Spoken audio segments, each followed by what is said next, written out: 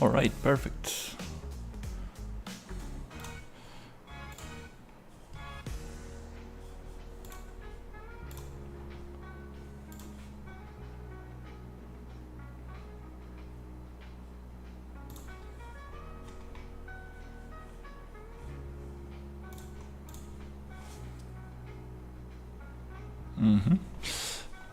Okay, we're back.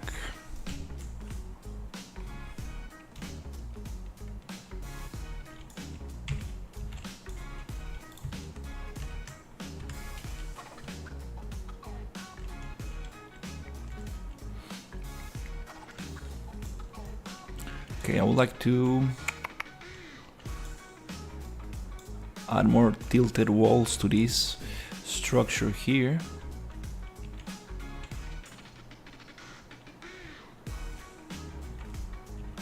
So let's do that.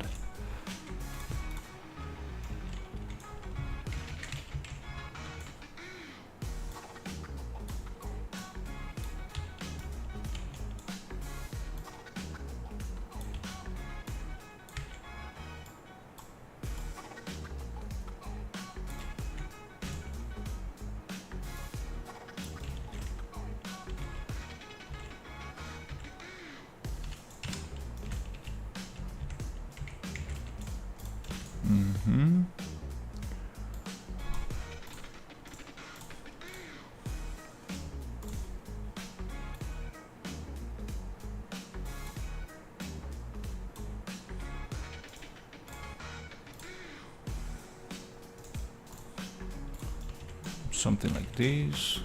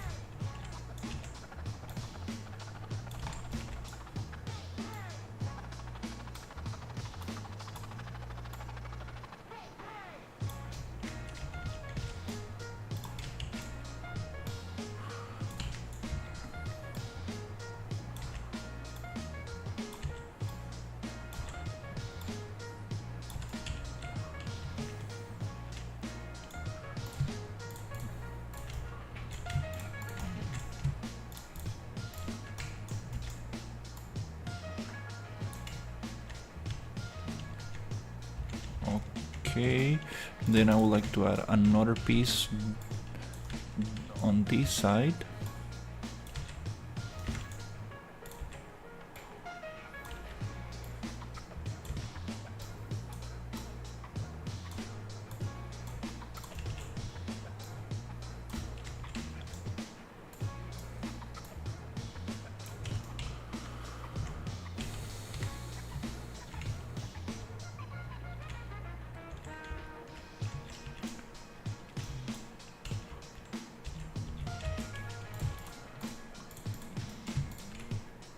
It's time to bring the cookie cutters so I can start actually cutting out these pieces into the tilted walls.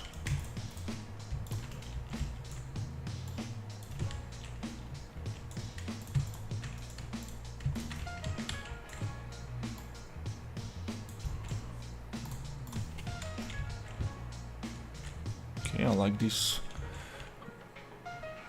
It's kinda cool. Missing a little gap right there.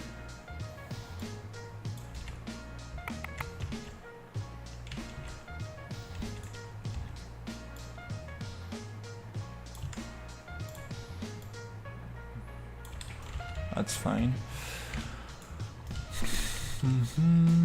Okay, let's bring the cookie cutters.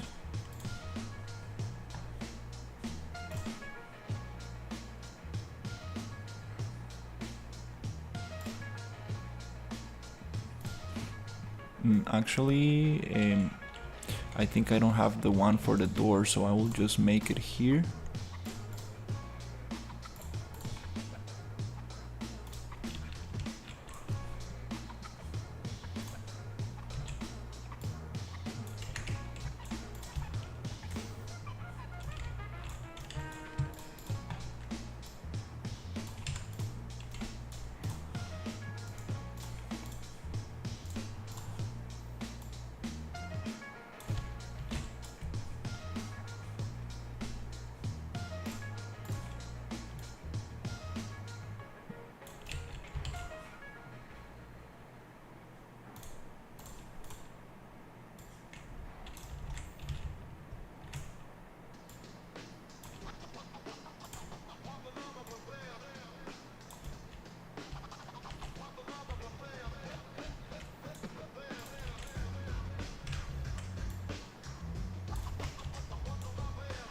something like this.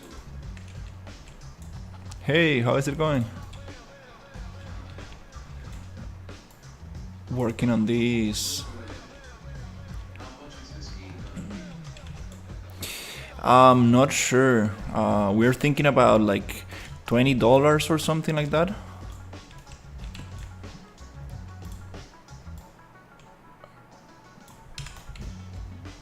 We will need to see.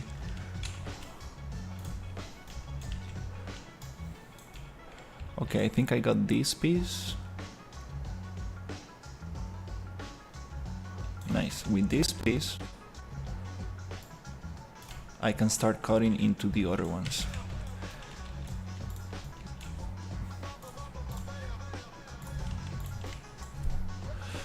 Before I do that, it's yes, it's actually going to be only for PC. That's the idea.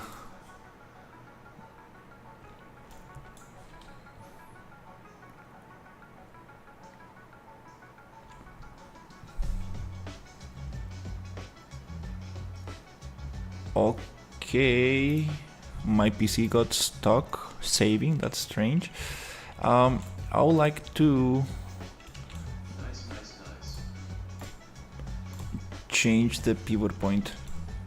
Yeah, the idea is to release it on PC first, because that's the main goal. But if the game, if people like the game, it will be very cool to release it to other platforms. But that really, it's a lot of work, like to release a game in multiple platforms.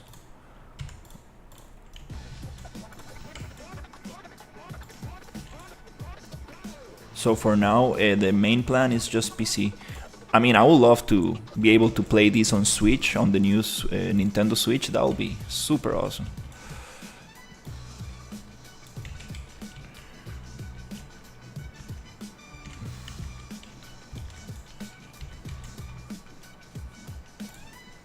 Should I give this an angle?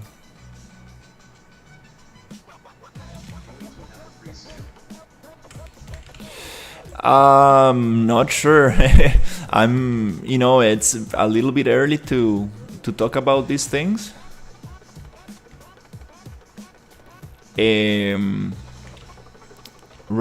is the one who's gonna like decide all of those things. All I know is that we are trying to release a playable demo for people to start testing and for people to start giving us feedback by August. That's like let's say the first kind of deadline we have. That's the main goal we have so far.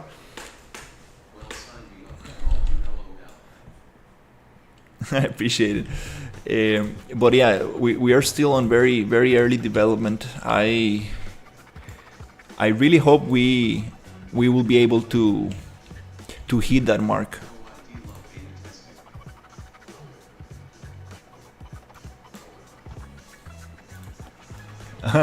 Yeah, we will need a lot of testing for sure, like a lot of testing.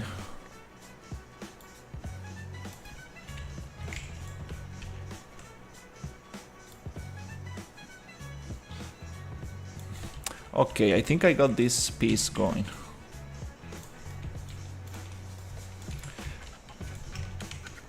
And I would like to also bake it. Nice. So now if I come here and I cut this, now we have a tilted door.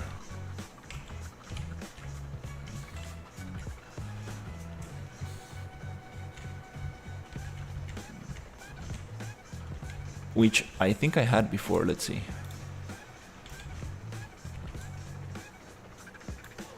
Oh yeah, I think I had that piece already.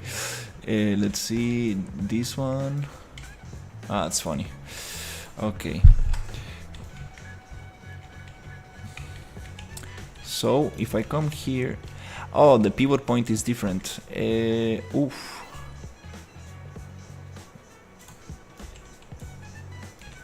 I need to change the pivot point to be here.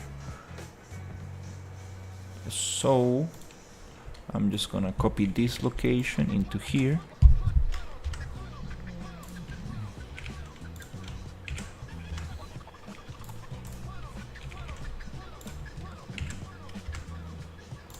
Nice, and now I should have this piece. Okay, cool. So if I come here and I want to change it there,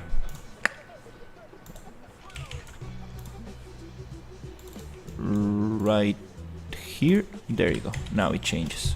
Nice. I need to do the same with the windows. So we can have windows on these tilted faces, tilted walls. That's gonna make the whole thing look way more interesting. To do that, I need to go get my my cookie cutter piece. It's like a little mesh I use to do the booleans with, so all the windows look the same. I need to use the same piece. I can redo it, but it will take more time and might change the outcome. So I'm gonna open the kit bash level right here.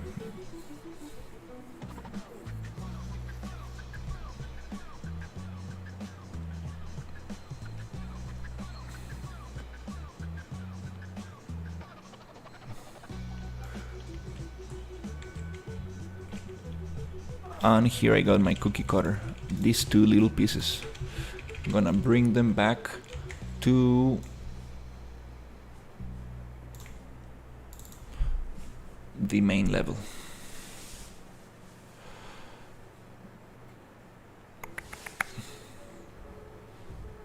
Takes a little bit to load.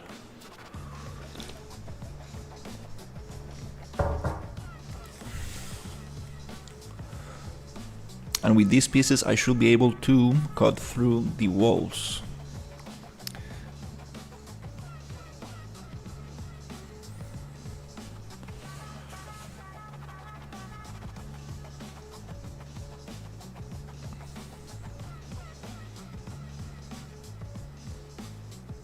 Oh yeah, this level is getting a little bit heavy.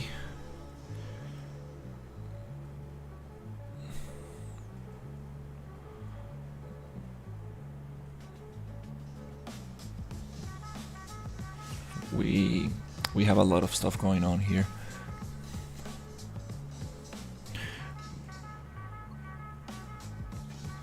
Also the level instances, I think they make the level a little bit slower to load. Okay, so these two pieces, let's see where they are. Okay, I need to bring them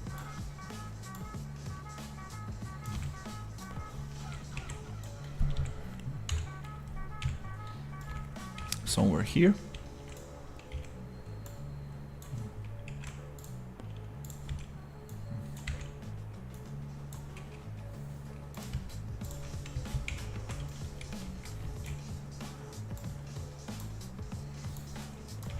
Now with these pieces I can start cutting stuff.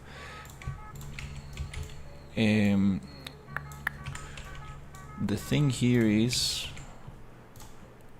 it will be very nice to align them with this one, so everything is on the same place.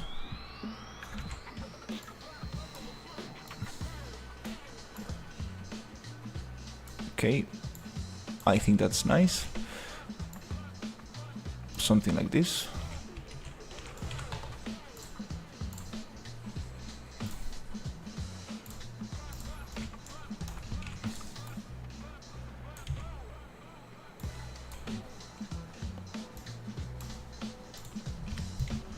And then I would like to change the pivot point of this so it aligns with these ones, just so I don't need to be placing this in the right place.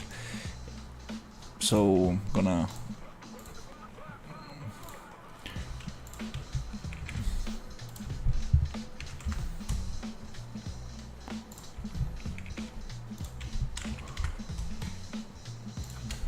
copy this location, paste it into the new pivot, and now they should snap nicely.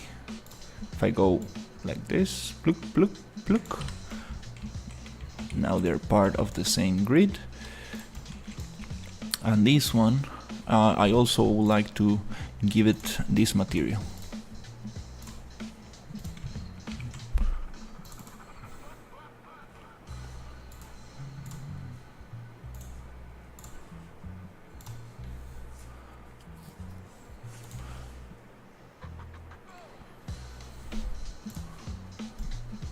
It's kind of nice to also just kind of like give it a good name, like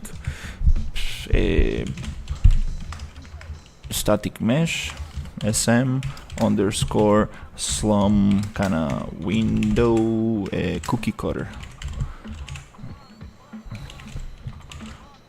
something like that. I will find it much easier in case I lose this piece. I need to start doing that more often, start naming stuff. Because if I don't actually have it on the level, it's gonna be almost impossible to find right next to a bunch of other pieces that you make, that I make in the process. Hola, hey, how is it going, Rio? So here, now we have this cookie cutter that I can push in here, and I think it is a 5-degree angle to give it that nice window.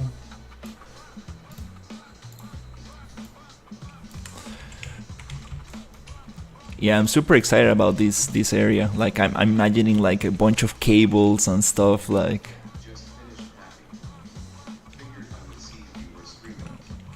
Nice. So here I just want to cut it, so we now have a new piece. But before I do that, it's nice to do a duplicate so we can keep that pivot point there. So we go 1, 2, boolean,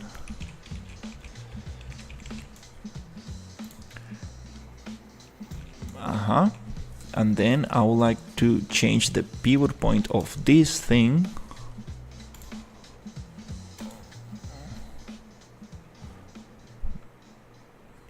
with this one.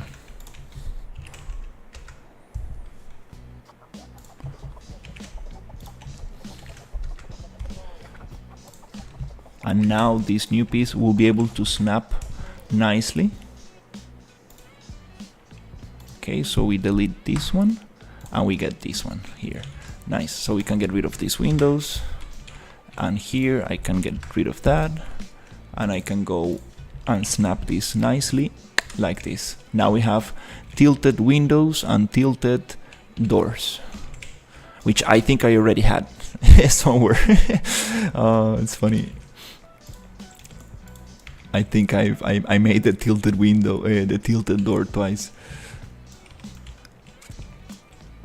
But yeah, that's nice.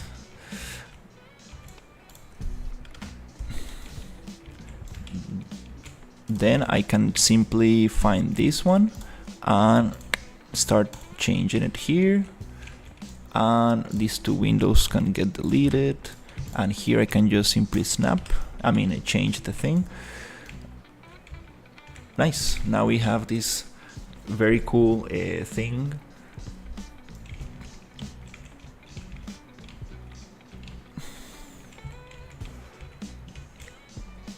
And also it will be very cool to add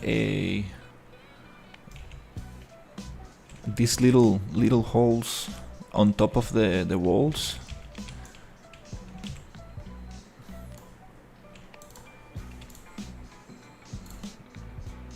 Something like this.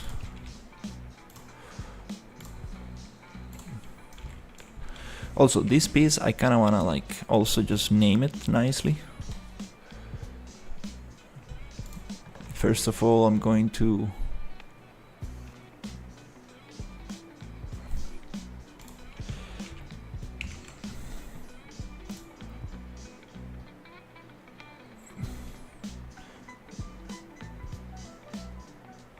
make a duplicate and bake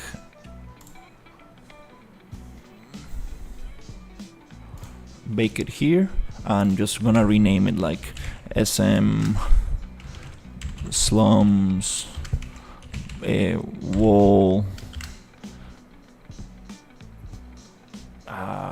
cookie cutter or something like that.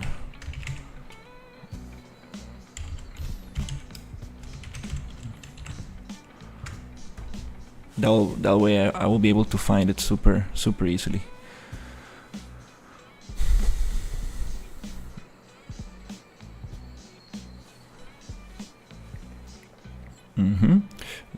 Also, it's nice to give it the yellow material, so it's again like easier to find.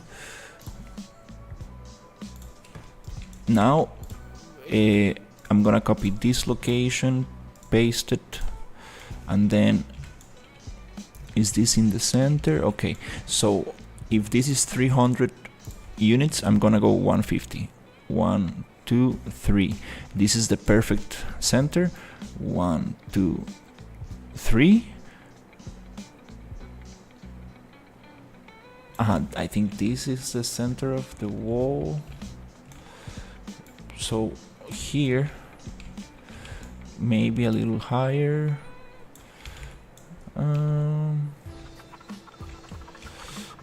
I would like to get the other wall as reference, just to see where I place those.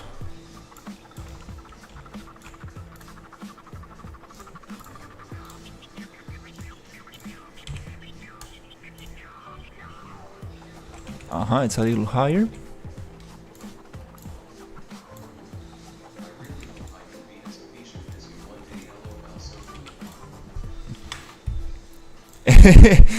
Yeah, it takes practice for sure to... I mean, I don't believe I'm super efficient. Sometimes I do... Sometimes I do waste a lot of time, but it's important to experiment and see what workflows work the best, and then try to work from there. Wow, it's taking a very long time to save. There's something going on with this today. So if we are in the center here,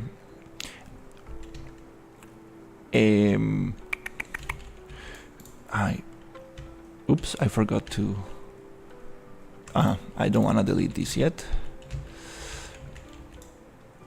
I would like this to...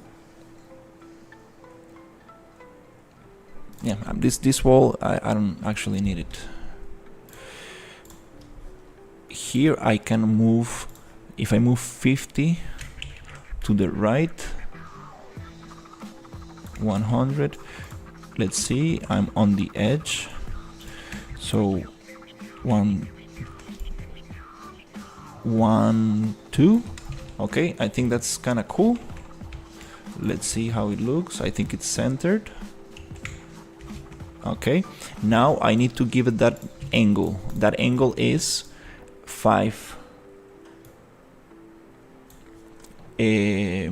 degrees, but these 5 degrees, they need to happen exactly in the center of the pivot. So I'm gonna push this and try to get that pivot to be inside the wall. Something like that. I think that's... and then I go 5 degrees to follow the angle. There you go, of the wall. Okay, I think I got it there. Now we can simply go and instead of making 3 booleans, which is gonna create 3 different walls, I can simply come here and merge this together, and then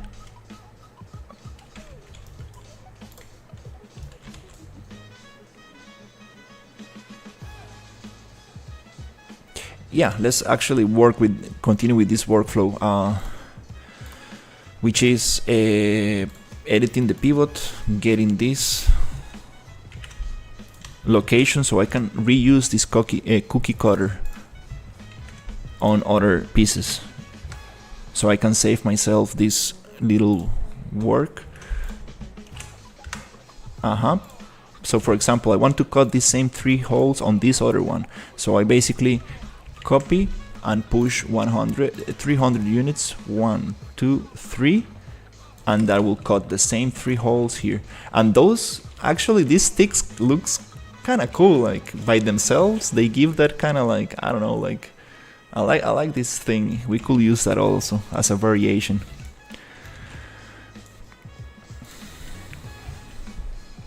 I will call this SM wall slums. First SM slums or slums, whatever, slums wall detail.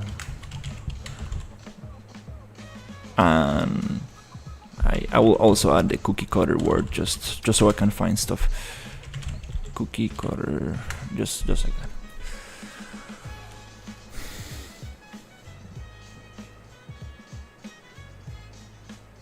that. That's actually kind of cool, like having those things stick out.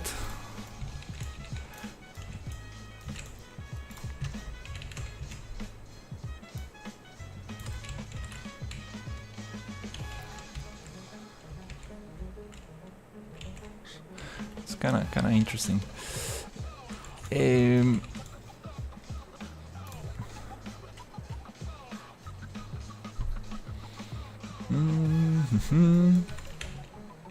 So I can have it. We will probably need to cut them a little bit, but it gives these very long shadows, which kind of like could look nice.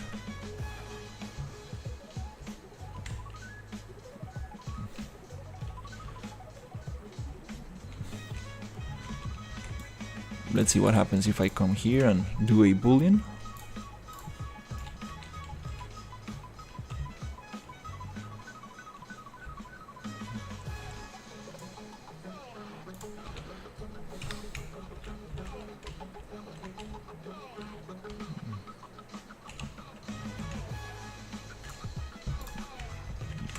That's very cool. Then we can have that also there if you want, or we can also just get rid of it and have this other variation. That's very interesting.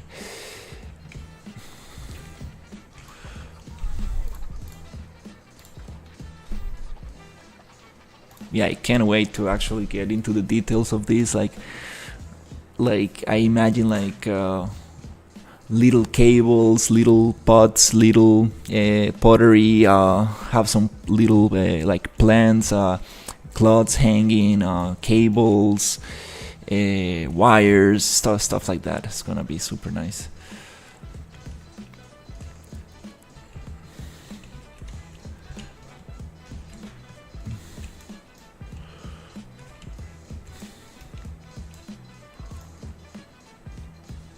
This is so far probably one of my favorite areas.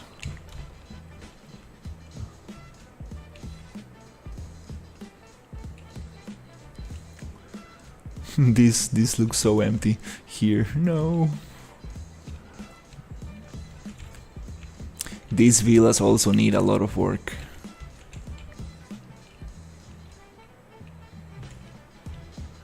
Yeah, I think I spent too much time in this area.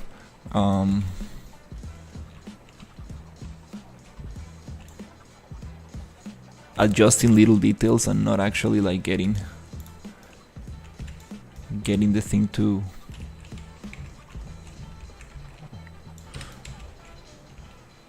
we need to focus on the main on the big pieces first, and then we can go smaller and smaller.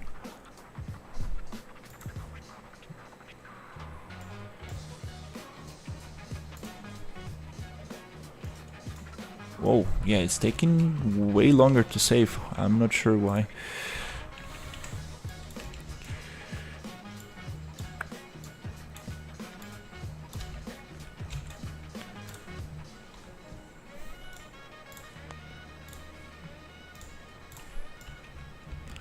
Okay, so the goal today is going to be to get this building a little bit more polished, and maybe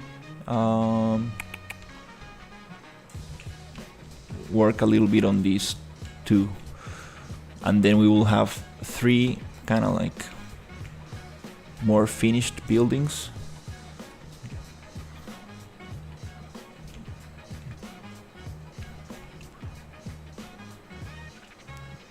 And then I would really like to work a little bit on the layout, just to think about like, yeah, I really want to have narrow alleys, like super narrow. And maybe some of these buildings can be connected through like a wooden bridge or something like that.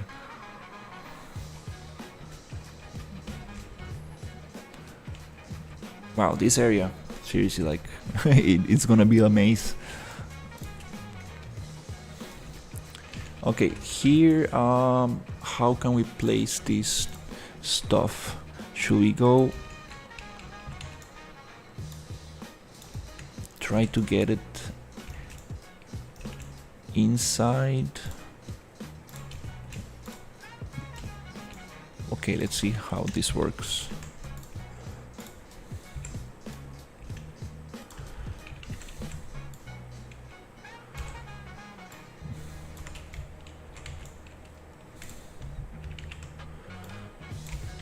And these wooden pieces, they don't need to be everywhere. We can use more of this stuff. This also looks very cool. I think I'm using too much wood everywhere. We need to maybe use less of it. For example, here it doesn't make sense to use wood. There's no access here.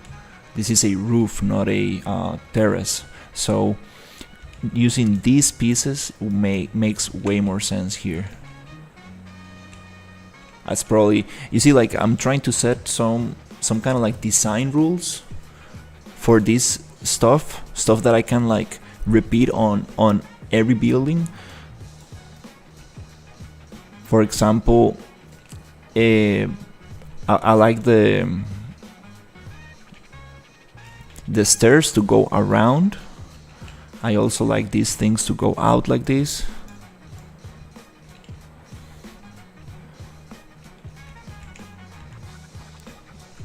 For example, the domes are going to be only on areas where the player has no access to.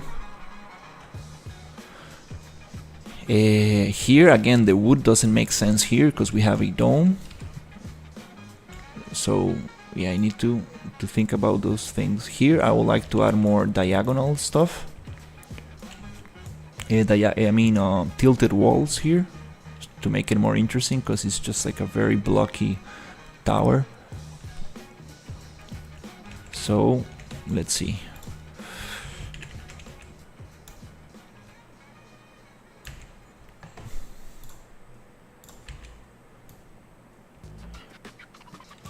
Okay, here we are running into the issue that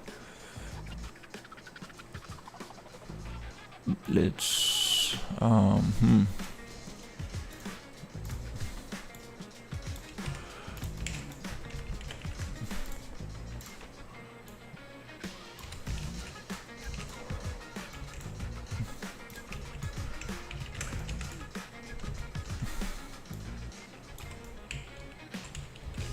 these tilted structures makes the thing a little bit harder, because we are getting outside of the 300 by 300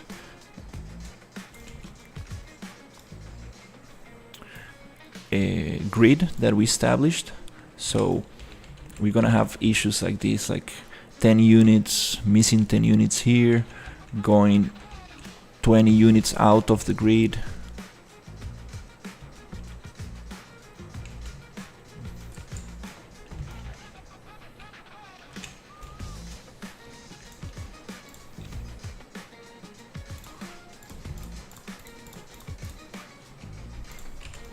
Well, that's fine, even though we're using like trying to stay in the grid and trying to keep everything super super snappable and modular.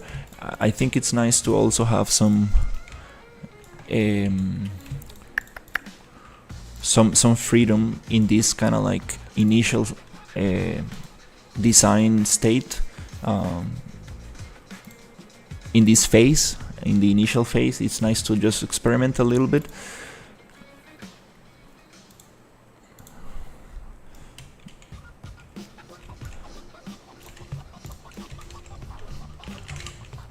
And also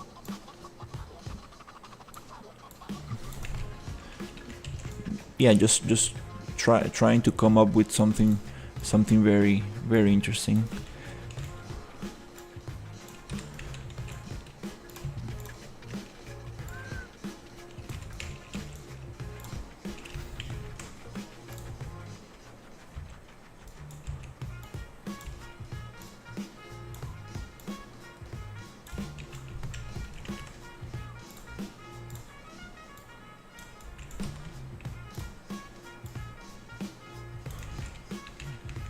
Here again, we're gonna have a little bit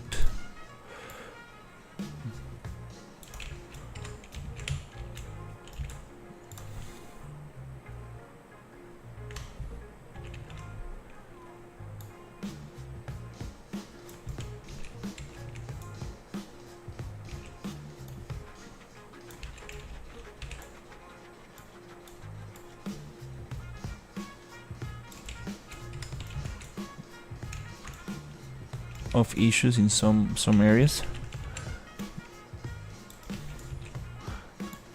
That's why I have just these pieces individually as well, so we can also use them to fit in those pieces, those areas. Here I'm not snapping completely to the wall.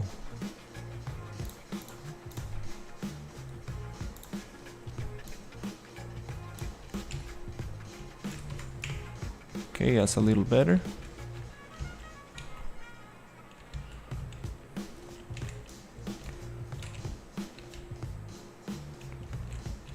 Okay, that's cool.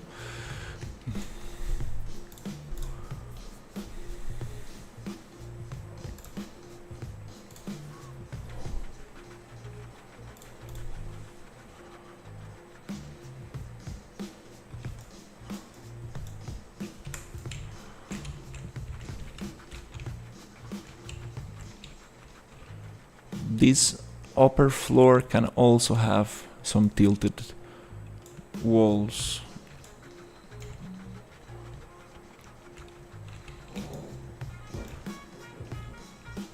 Just to break a little bit the shape.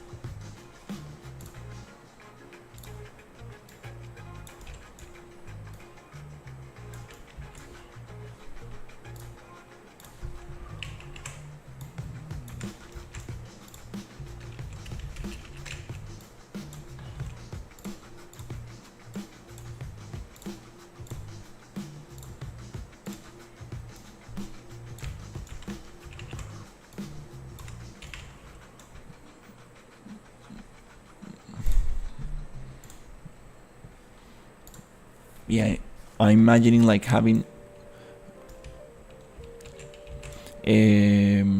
wood in the edges of the doors and the windows. I think that will look very nice. All right, let's try to make actually this one.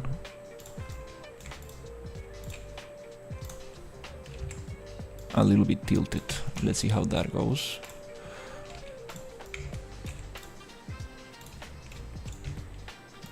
Okay, I see that we are not.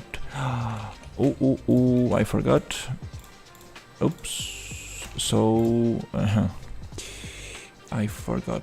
We need to change the pivot point of this piece right here. So I'm gonna go 150. T here.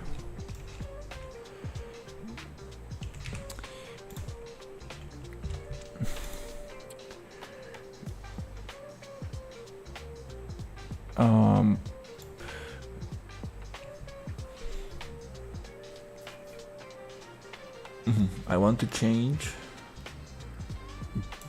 this pivot point with this wall location.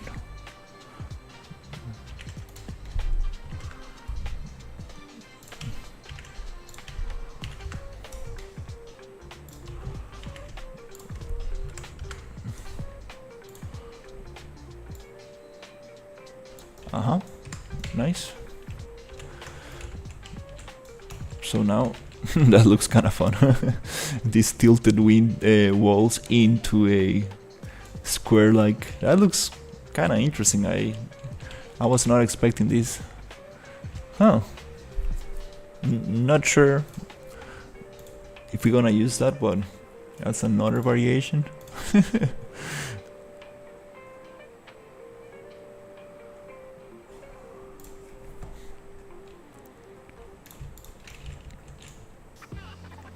So like you see, like even though if we are using modular assets, still we can do so much with them. There's no one specific way to use them.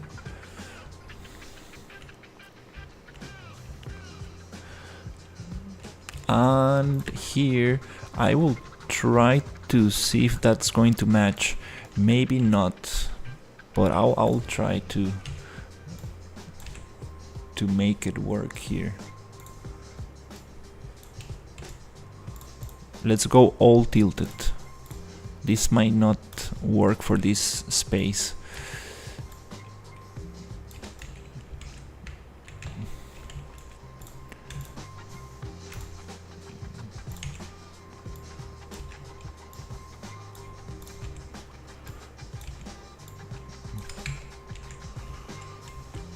Because I think we don't have enough space to go fully tilted here. Let's see.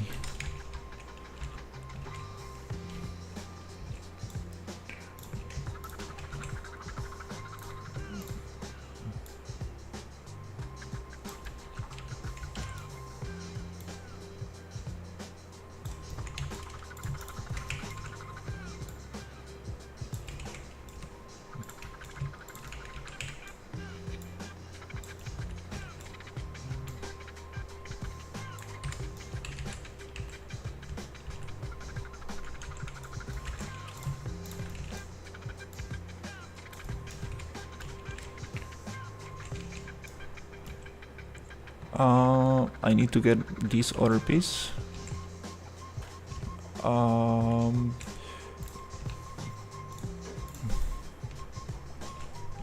Where is this other piece? Right here.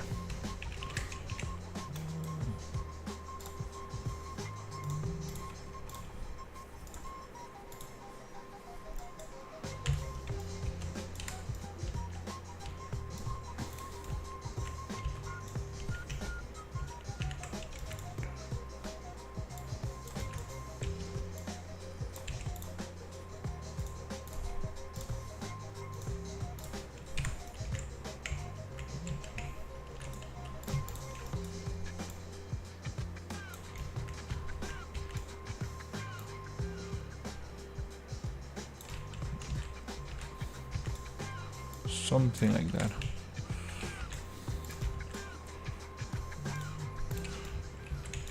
This is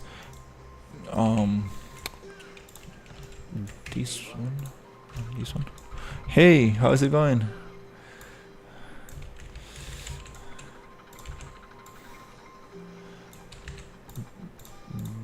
This one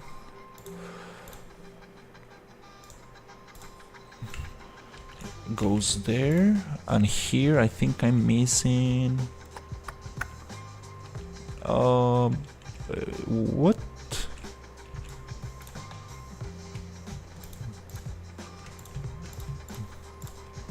Is this supposed to... Nice.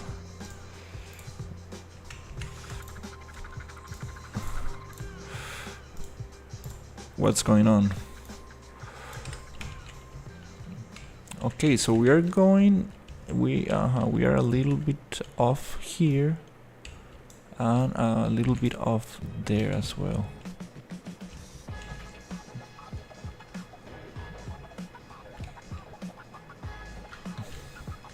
Let's see.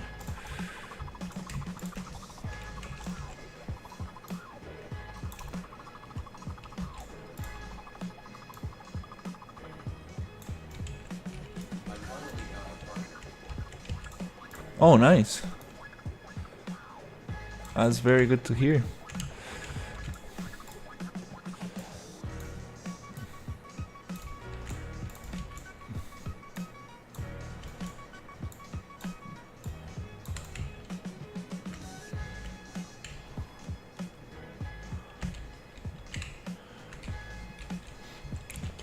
Here we could probably turn down, push down a column or something. You mean a partner for like a girlfriend or something, or like to work on your project?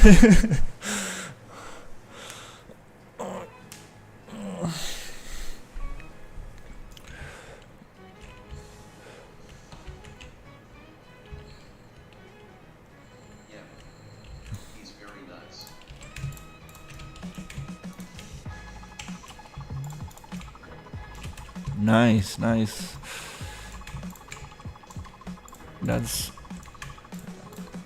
Those are good news.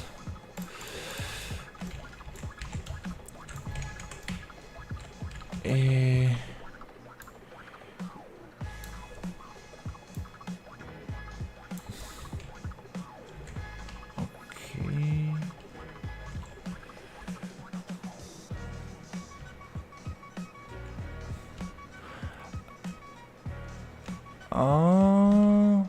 I could probably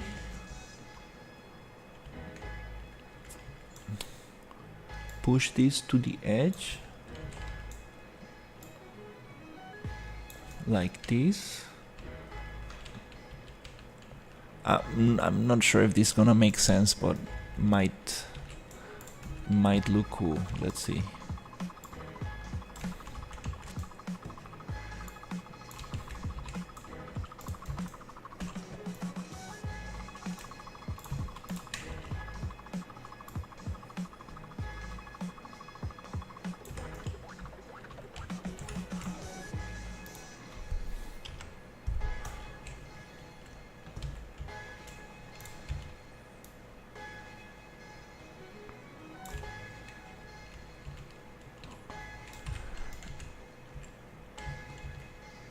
I'm not sure about this. It feels like it's gonna fall down.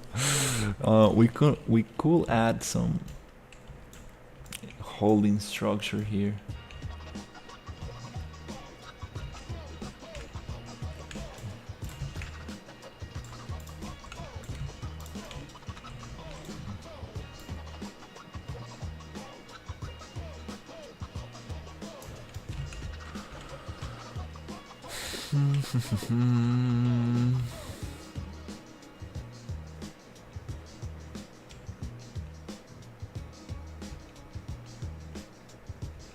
I was actually looking at a construction video yesterday, and this construction worker was like, well, you cannot,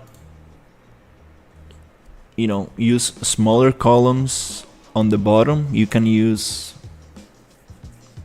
them on the top, but not on the bottom. Like, you need to hold the weight of things. So this really does not make sense.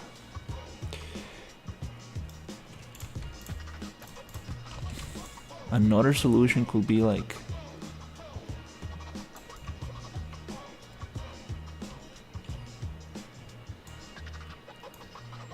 pushing this a little bit more. Let's see.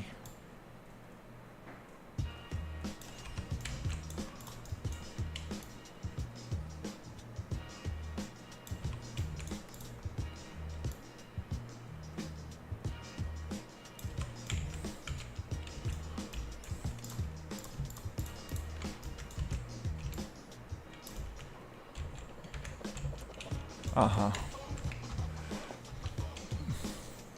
Unfortunately, here we have a door which I think that we probably need to close to be able to push this one like this. Yeah, that makes more sense. I'm gonna close this door.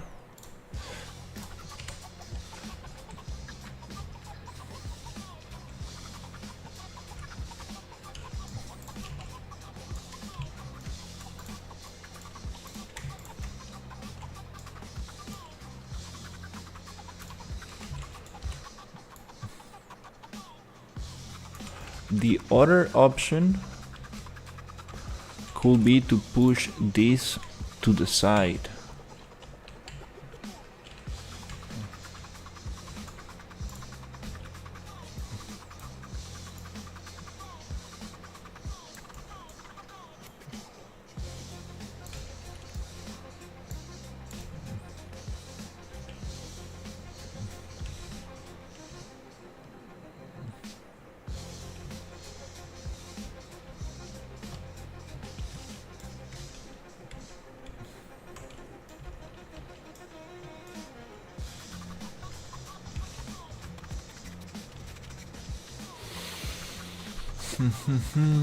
Because now we end up with this space here.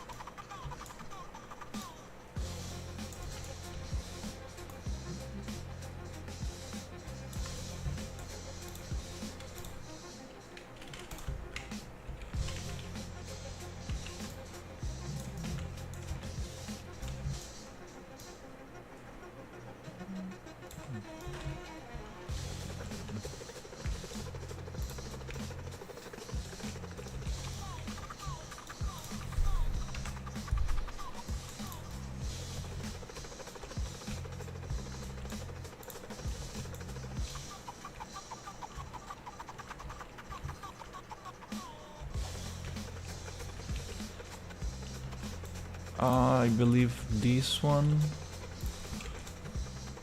could go here as well.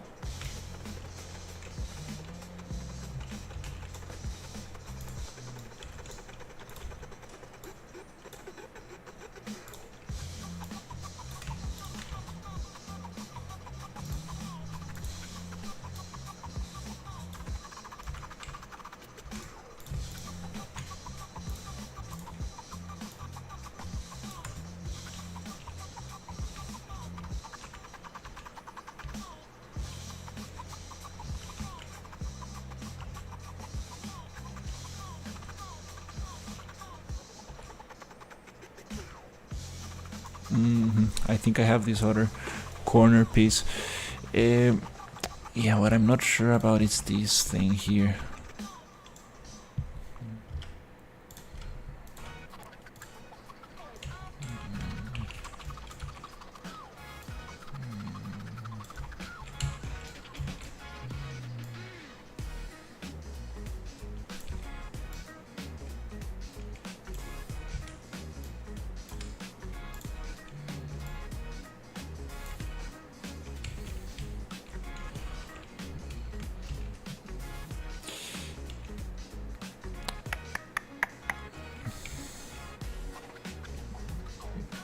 How am I going to close that?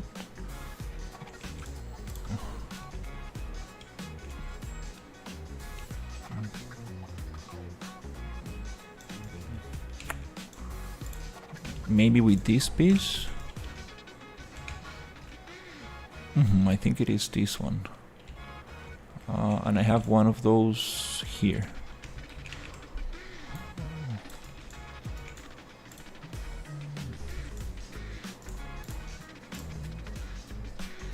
No, it is, it doesn't need to be tilted, it just needs to be, it's a it's just a corner piece.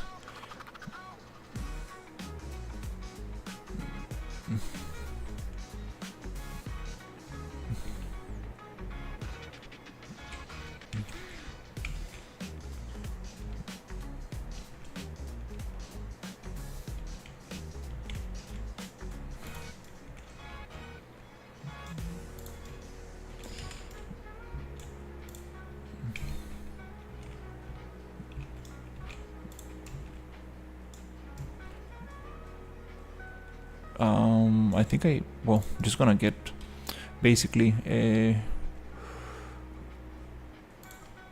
this wall.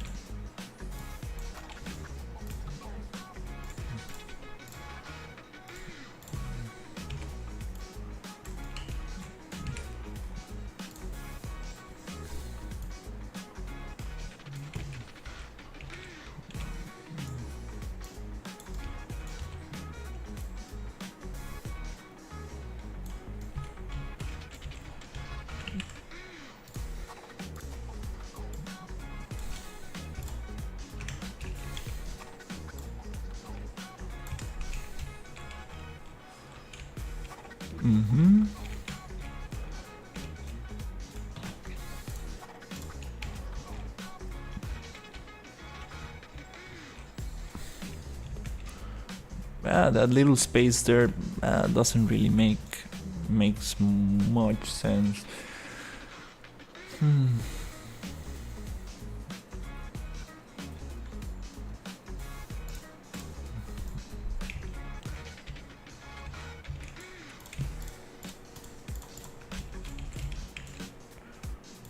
Okay.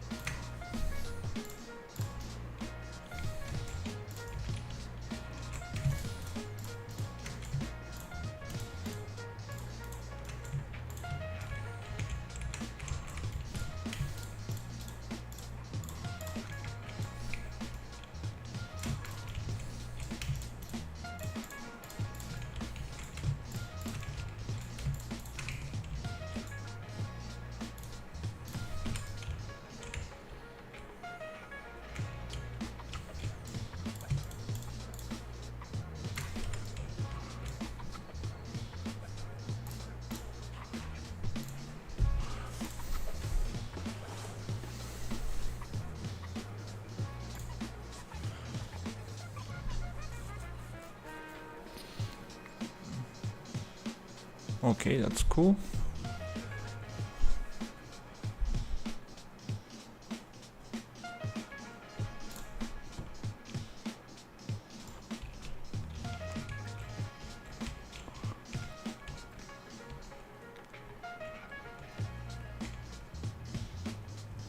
It will be super cool to have.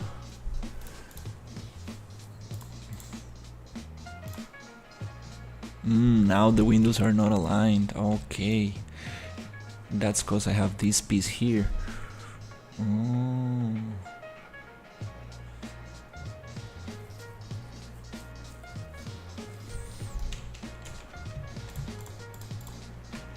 it means that we should probably go like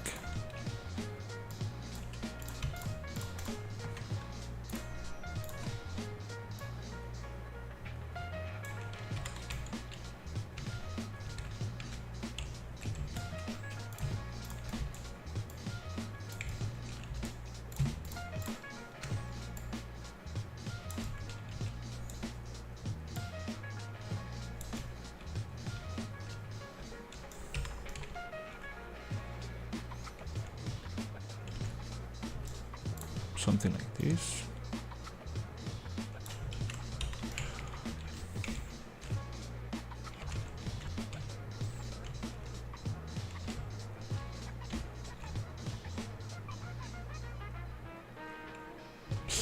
Oh damn, it's tough to work with these tilted pieces.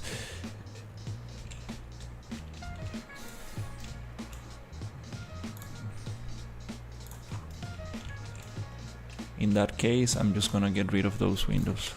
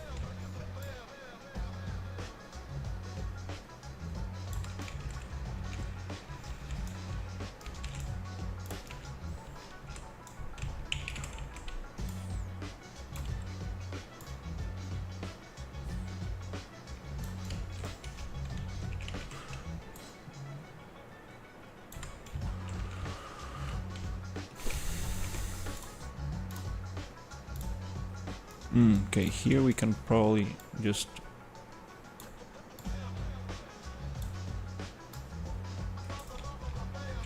okay, it gives me that other gap there.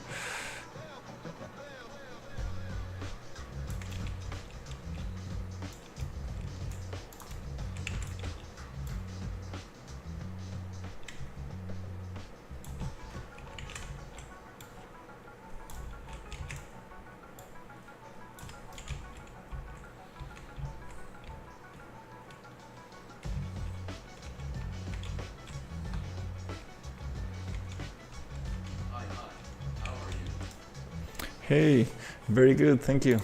How is it going? Oh, nice. We got this going here. Let's see.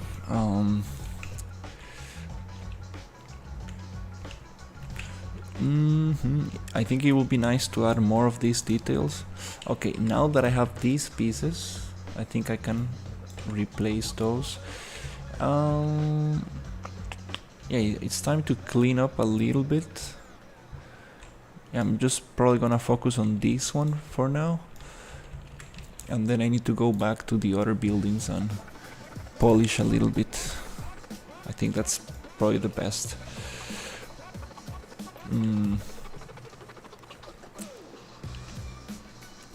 Yeah, there's some stuff I need to clean up, but let's continue with this one for now.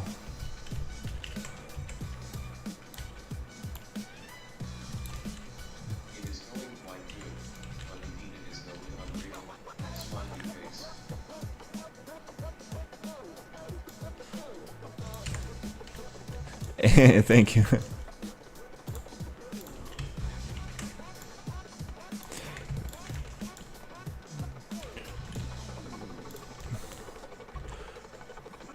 Yeah, the program doesn't really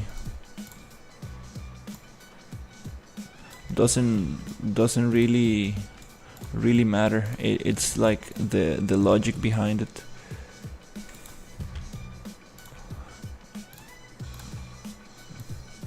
This is going to be the same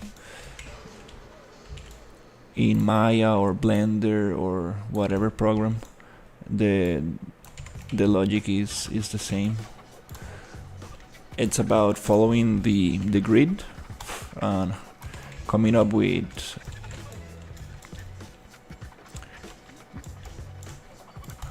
pieces that align.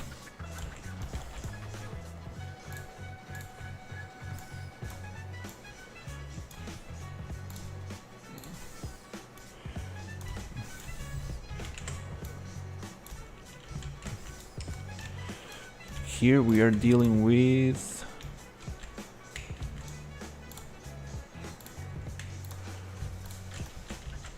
320 units, so I need to push it 20 here. Then I can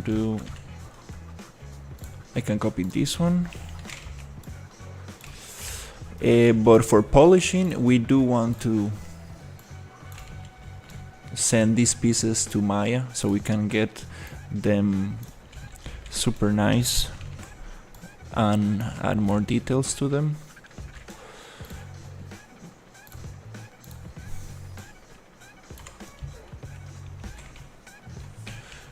Okay, just gonna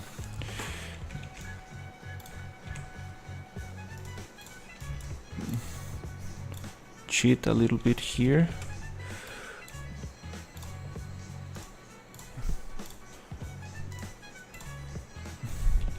They don't really need to snap perfectly. I just want to come up with an interesting idea for the building.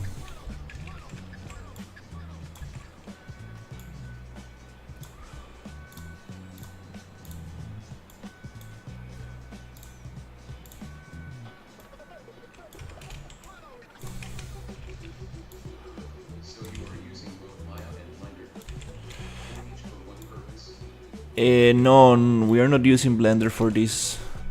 Just Unreal Engine and Maya. Most of these pieces are made in Unreal, and then we send them to Maya to polish. For example, adding more details, more stuff like that. We could do that in Unreal as well, but just to clean up the topology and everything. These are just very basic pieces. But for example, if we want to, let's see, this one was made in Maya.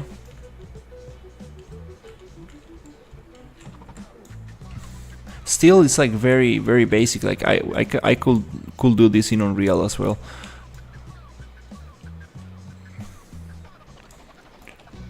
But we want to add bevels and little details like cracks and stuff like that. So once we get to make the whole thing work, like once we are very sure of what we want, then we go and send it back to Maya to just to polish everything. Make sure the topology is nice, the bevels, the UV mapping, everything, so we can start with the texturing. For texturing, we are planning on using triplanar textures with vertex painting. So it's going to be a little bit easier.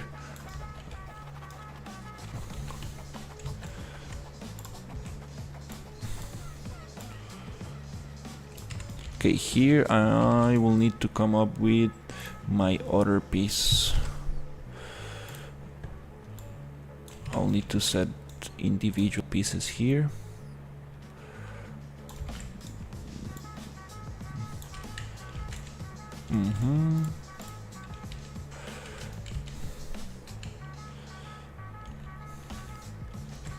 But yeah, with the modeling tools in Maya, like, you can really do most of the work. I will say that for this style of art, like a little bit more stylized, I think you can really get away. Because we have...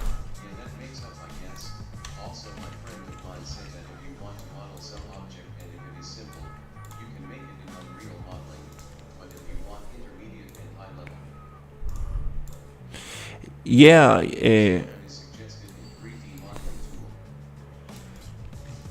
yeah. If you're looking for something very complex, like a character or something like that, you can definitely you will probably better use like ZBrush, Blender, Maya. Yeah, definitely. But for like blocking out purposes and like structures and stuff like this, wow, you can really get away with Unreal. That's what I really wanna see. I wanna see how far can you take the modeling tools, because you can really do some very good stuff. I've seen there's a video on YouTube from Unreal Festival where the one of these one of the guys behind the modeling tools, he's doing a cup in 3D here on. He's modeling a cup, obviously in 3D. Using the modeling tools in Unreal, and he gets like very nice topology, so it's possible to really come up with complex stuff. It just like any other program, you just need to get used to it. But for sure it's very cool stuff.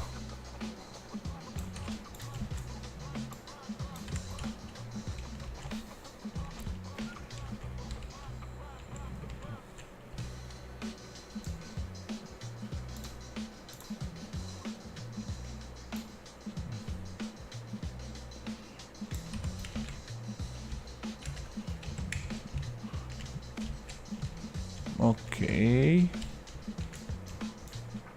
that's very strange. Okay, this comes from that side. Okay.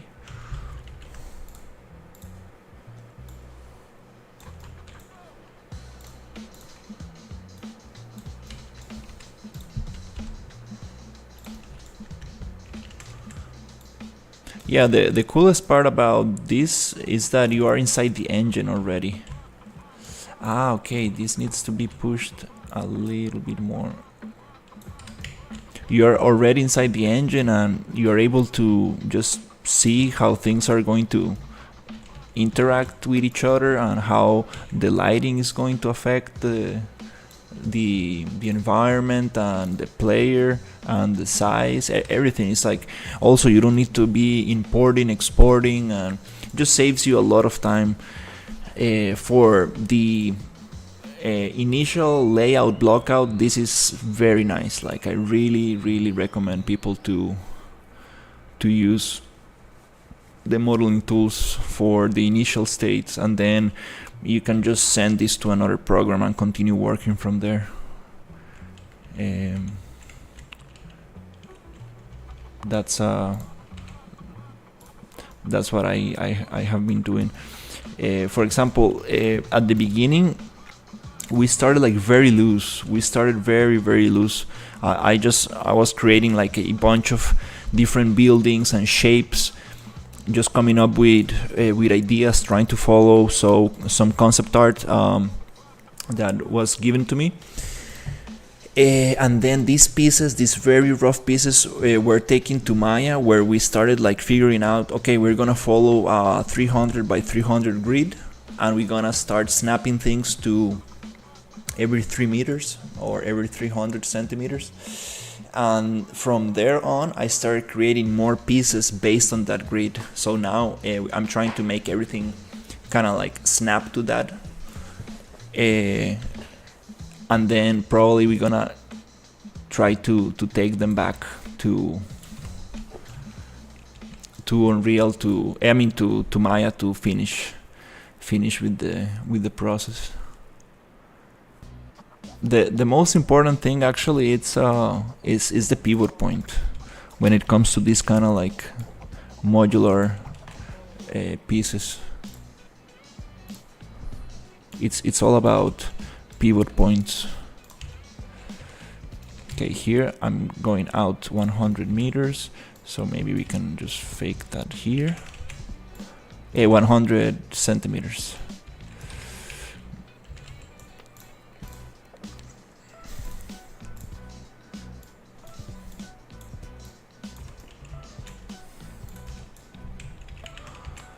Also, another thing that happens a lot is that it becomes very restrictive. Like once you start like snapping things to the grid, you don't want to get out of the grid, and things become like very stiff. So sometimes you want to come up with like different shapes, but you want things to fit perfectly. So it kind of like hurts a little bit the initial design process. So that's something to take in consideration. Like it helps a lot, but also you need to try to be fluid while working with these pieces. It's like for example, sometimes it's okay just to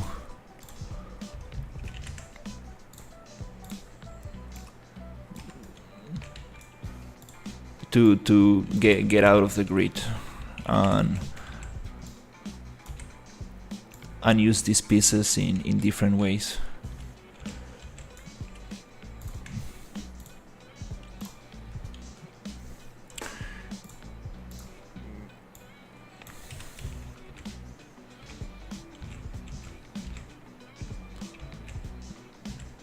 Here I'm missing 10 points.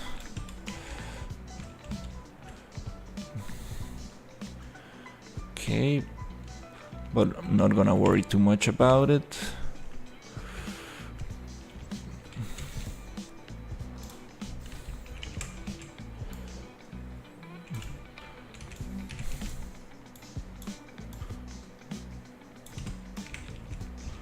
That's probably the nicest thing about working in environments. Like, even though it's architecture and even though things are supposed to like match, like it also allows for to be a little bit more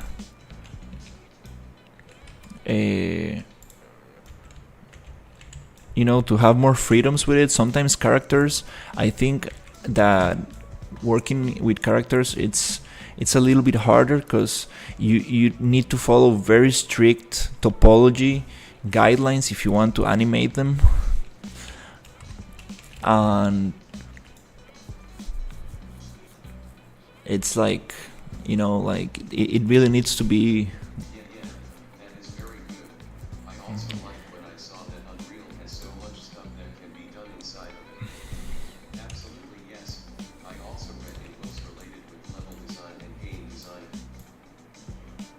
Nice.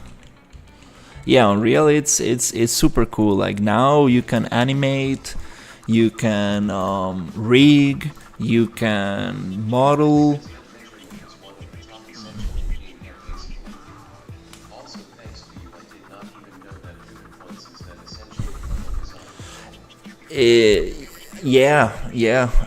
This whole project has been such a learning curve for me because I used to work. I used to do a lot of like natural environments, like just nature and a lot of kind of like organic stuff.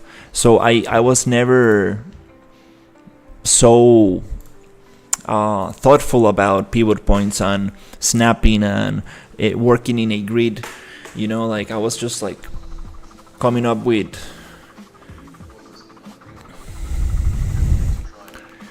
Oh yeah, that's very very cool stuff. So yeah, I'm pretty amazed. Like Unreal is becoming like the whole package. It's like becoming like the whole thing.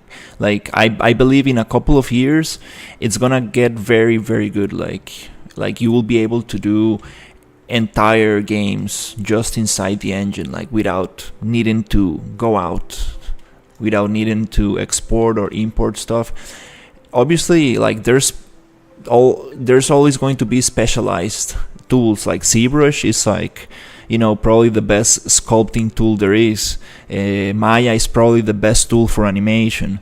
Blender is getting super good at everything, like Blender is super impressive. Like, I really like Blender.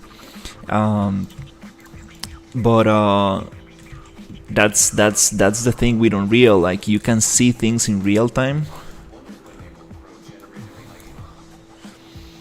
I'm not sure if they're gonna integrate stuff like that, but we do have a lot of tools already, which are getting very impressive. Like, I was creating some low poly zombies with a text to image and then image to 3D, and I was like, whoa, these results are not bad at all. Obviously, it's not gonna give you like super great topology or whatever, but like it's kind of cool. Like, you can use that as a starting point to model on top, like a base, just to get the initial proportions and stuff. So I was like, this is not bad. Kind of feels like 3D scans, like you need to clean them up after you do like a 3D scan or a mocap animation. There's always a need for like rotting 3D. Is that the texturing tool? Let me see.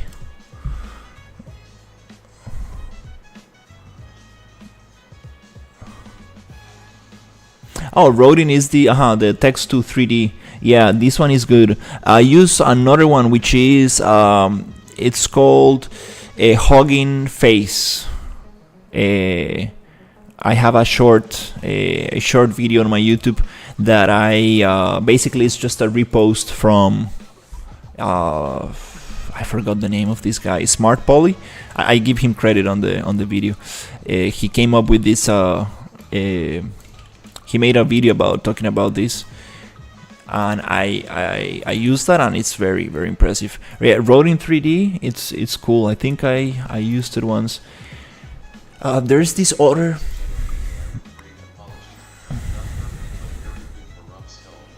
Nice, yeah.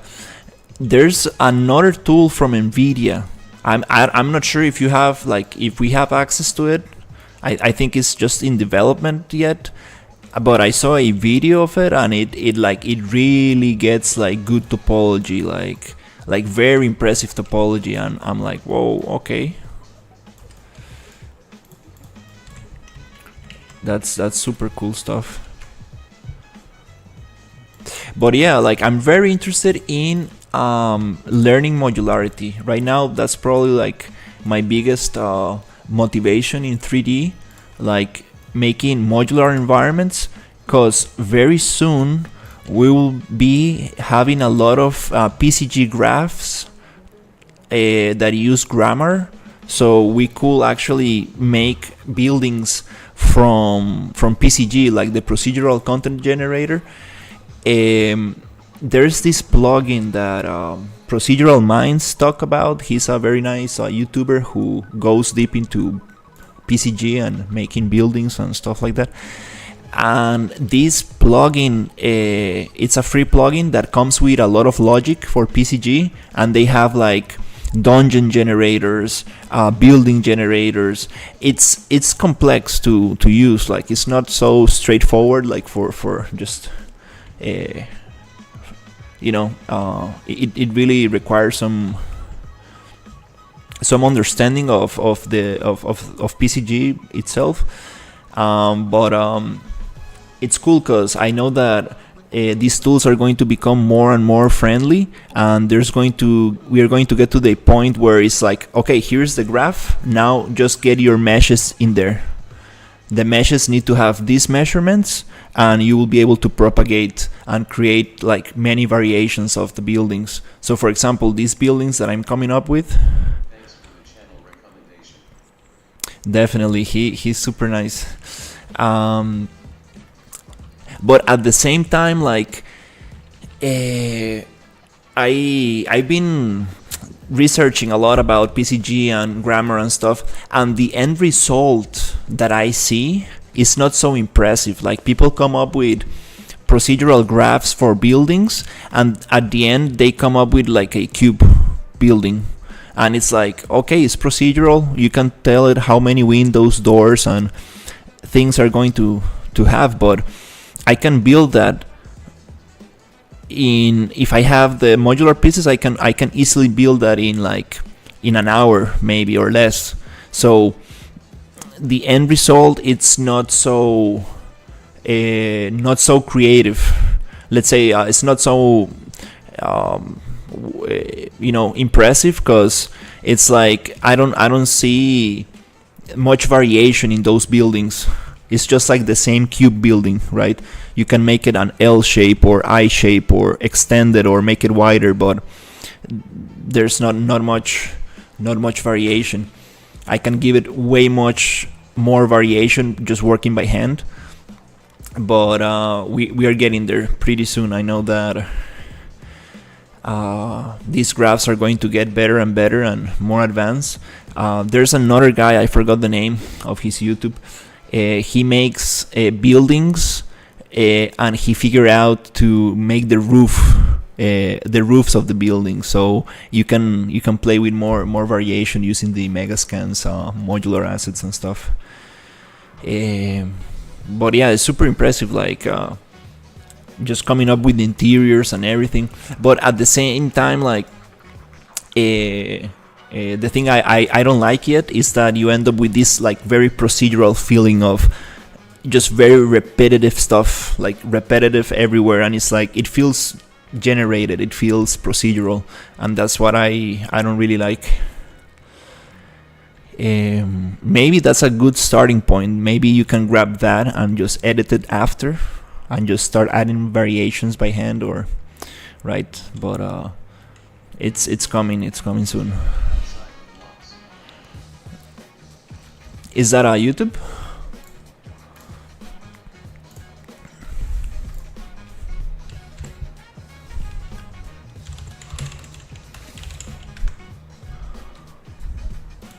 Oh, is this a Steam game?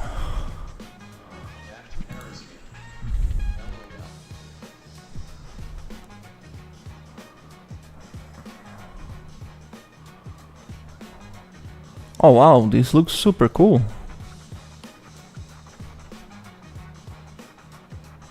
Hey, that's super nice.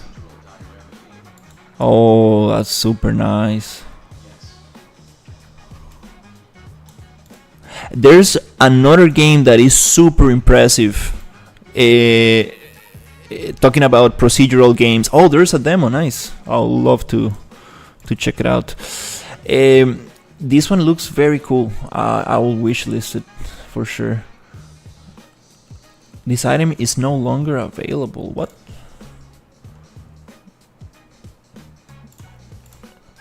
Okay, I clicked on something else. There's another game that is like fully procedural and like hand painted, and it's just super nice. I forgot the name. Damn it. No.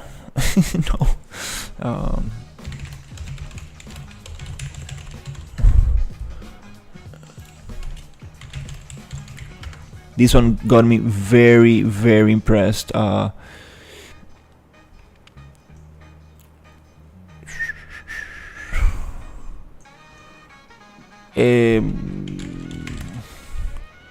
It's like a medieval kind of castle builder, like hand painted modular. Okay, there you go. Tiny Glade, I think it is. Let me double check if this is the game. Yes, Tiny Glade. That's another one I want to try. Like, that's some serious procedural stuff right there. Like, that's super impressive.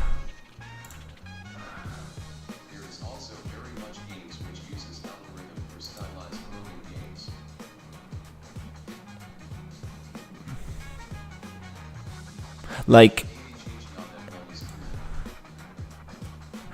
this stuff right here, like you know, like if they release these tools for Unreal Engine for environment artists, wow, like I don't know what engine is this made, like Cozy, no, it's Tiny Glade. Tiny Glade. Is that PCG? Is that like Unreal Engine?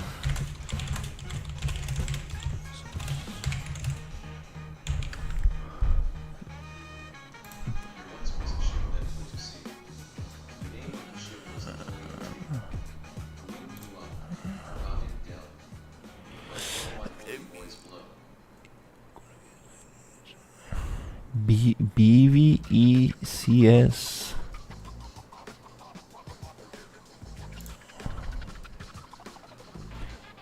Oh, okay. They used a self-made engine written in Rust. Oh, okay, okay. They're dealing with some serious stuff right there. I think they made their own engine for Tiny Glade. Hey, Sherry, how are you?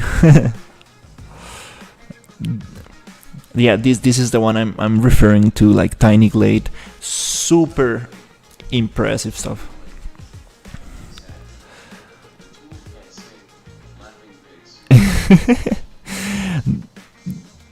There once was a ship that put to sea. The name of the ship was Bully OT. The wine blew up the bow. Her bow deep down. Oh, blow my bully boys down. Blow. The tongue twister. Yeah, tiny glade is super cool. You mentioned another one. Let's see.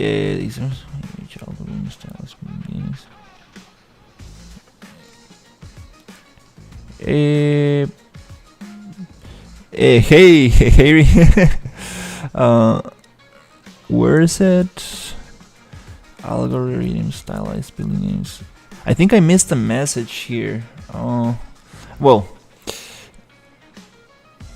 Yeah. That's something very excited. Like, very exciting. I really hope more tools like that are going to come up, come out. So artists like me, because you know, like I like PCG. Like I've done very basic graphs in PCG, and I think it's super cool.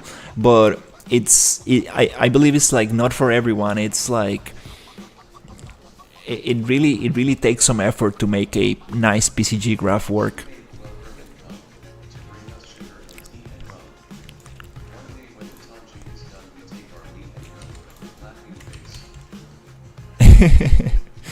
Oh, that's nice.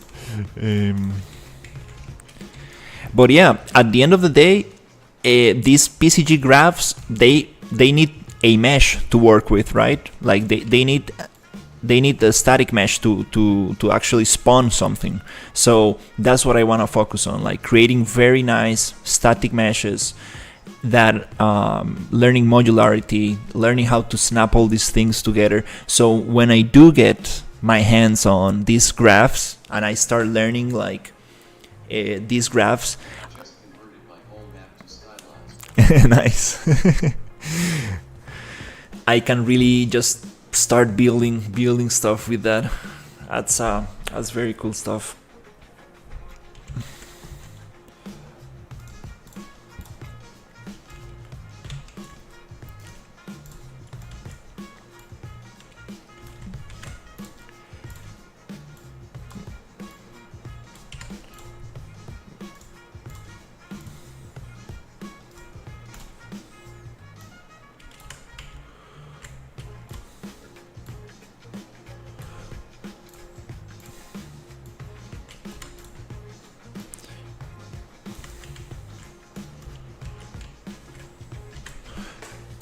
Another thing I'm realizing about modularity is that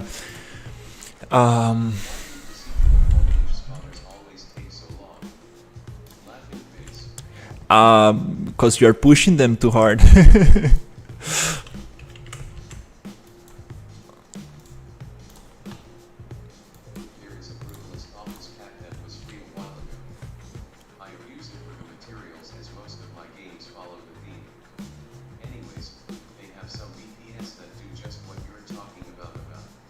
Oh, nice. I need to check it out. I think I do have that. brutalist office pack. That's super cool. It reminds me of this game, this office bureau. How do you call it? Control. That's a nice game. I really like that game.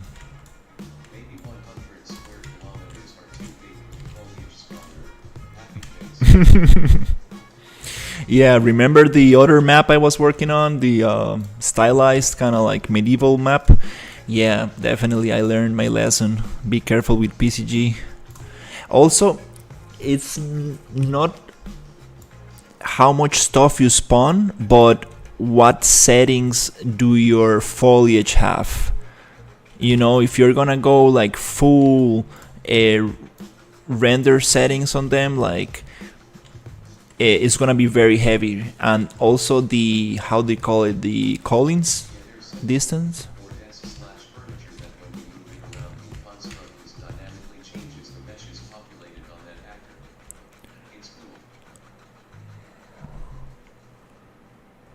Nice. Yeah, I really want to get into this tool that this plugin that Procedural Minds mentioned on one of his latest videos. They already have some graphs.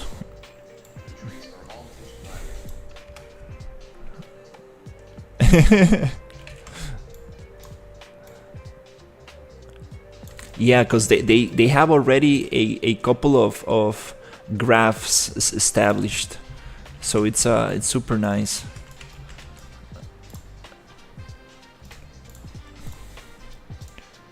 Because I do want to, like, you know, come up with the logic, like you know, like it will be super cool to draw some like straight splines and start getting like rooms generated.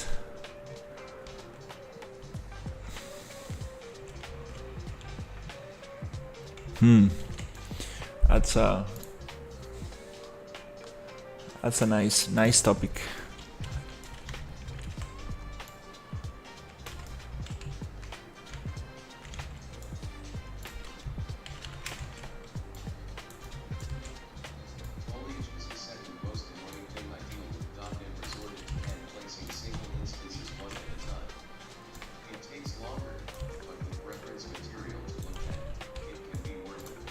Yeah, I do believe that hand placement, it's the best thing you can do. It takes time for sure, but the outcome is just like you have total control of everything.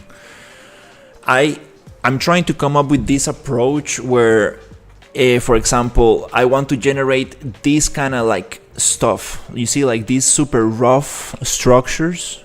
I would like a PCG graph that just comes and randomizes that for me, and I can just change the seed and be like, oh, I like this, oh, I like that, okay, bake, boom, it gives me the static mesh, and then I can go in by hand and start modifying from there. So it saves me the time of just coming up with the base kind of like structure, but then I can start modifying.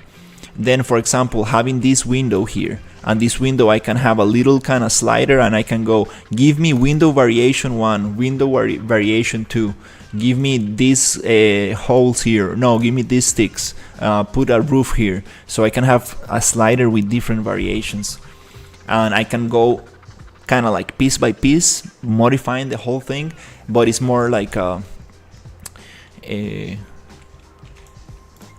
just it's still like I have full control over it, but it saves me the effort of just going by hand and placing things.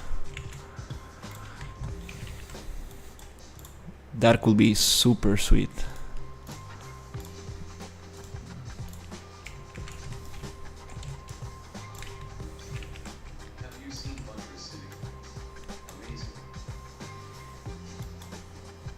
Vontra City.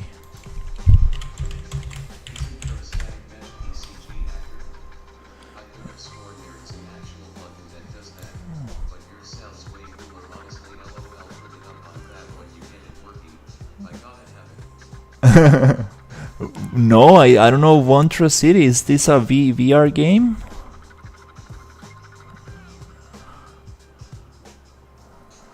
Looks super futuristic.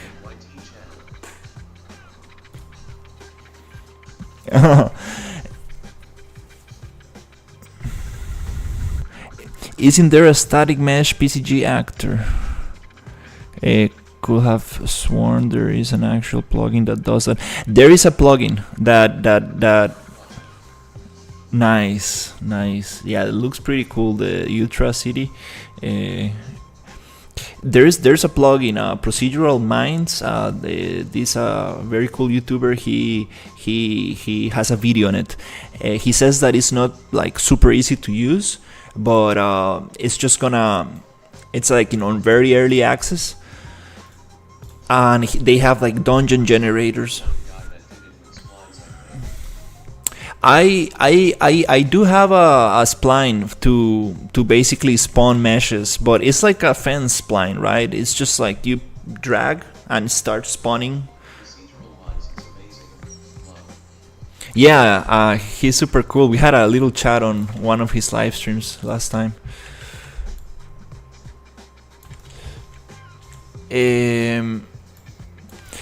He has this. He was talking about this very nice plugin. I really wanna see how that goes.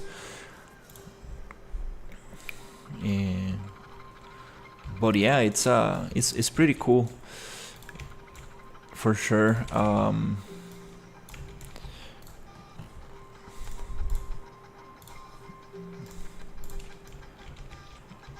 Something that I really want to get into.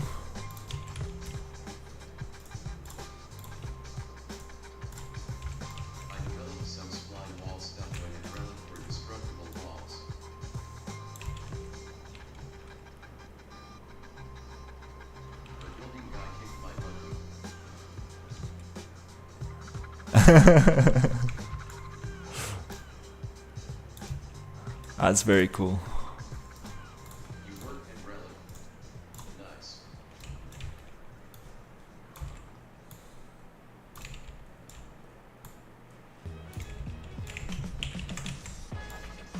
Oh.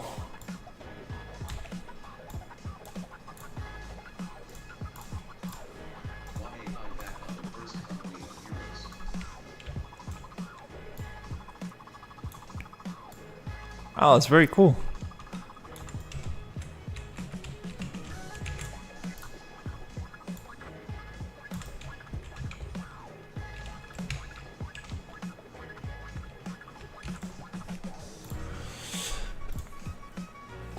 Yeah, that's so nice.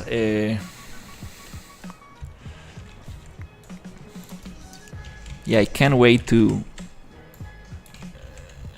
add more detail to this environment.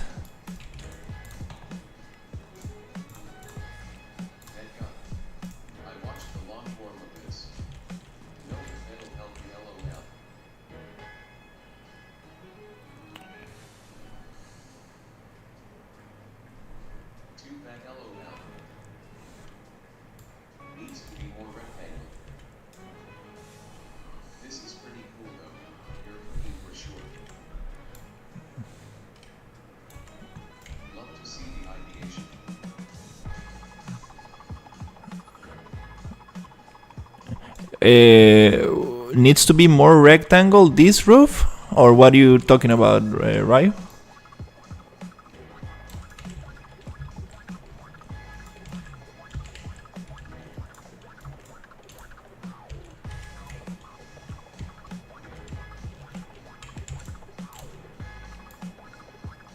Yeah, I also think it's might be too.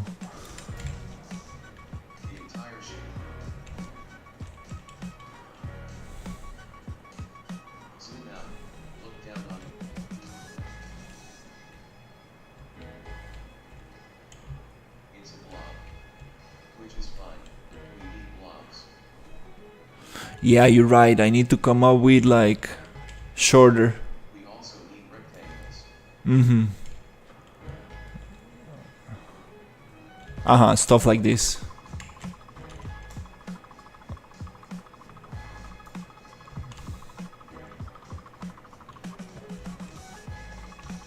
Yeah, it will be super nice to. It will be super nice to come up with some shapes to, like simple just cubes to see how much space we are actually gonna leave.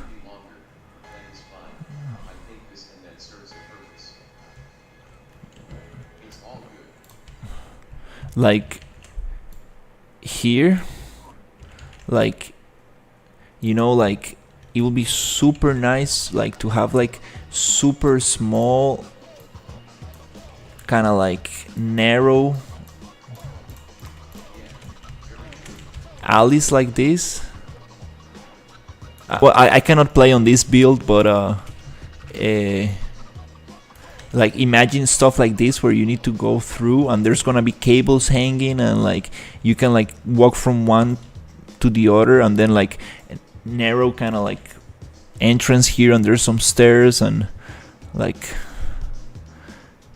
I'm not sure, like maybe this is too narrow, but that'll be super cool.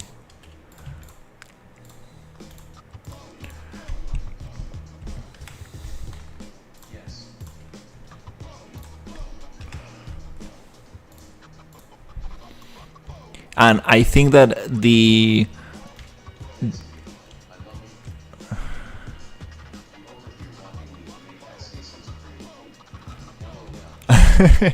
and I would love to have like the market going into the slums, like like the market cool end, like so we don't have this fence blocking the market from the slums. There's actually like some kind of like vendors right next here of the slums, like maybe some down here and stuff, and you go from this area there.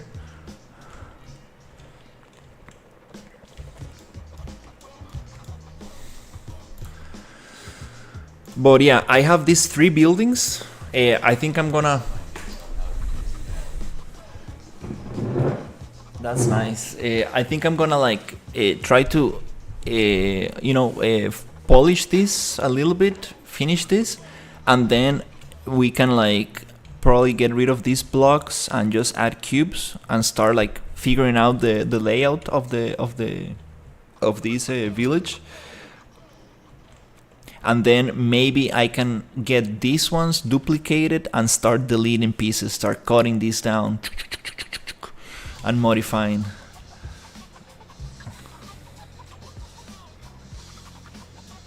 Or maybe just making it from scratch.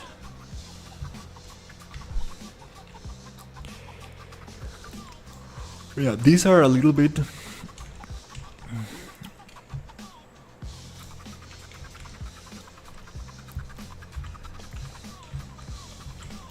We could have those details, but a little bit shorter. Way shorter. That's too much. I cannot scale them. I need to actually, modify them. That's my cookie cutter to get these kind of like holes in here.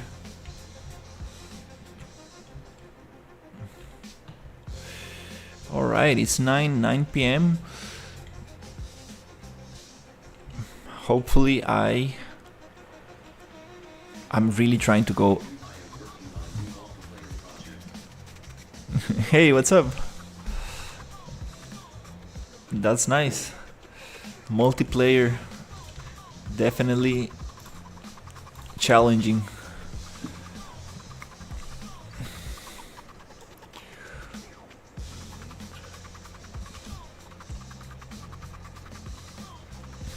I really like this detail here, like this kind of like entrance.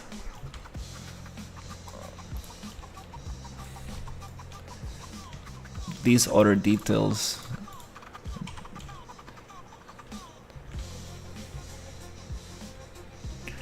Here we don't need to have wood. Here we need to have that decoration.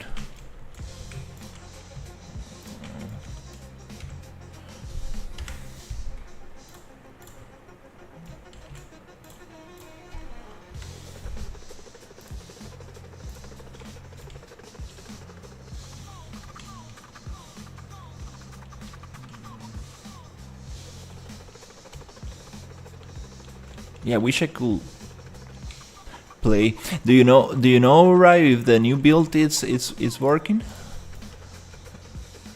I mean, can we do the thing that we did last time where you can build a version for me? Because I think I don't have the the prerequisites, the thing that I need to make the build.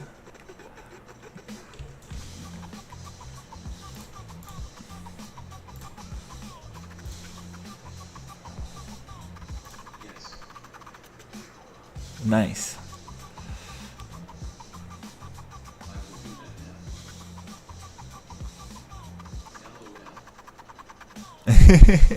Yeah, I'm running out of disk space. Oh.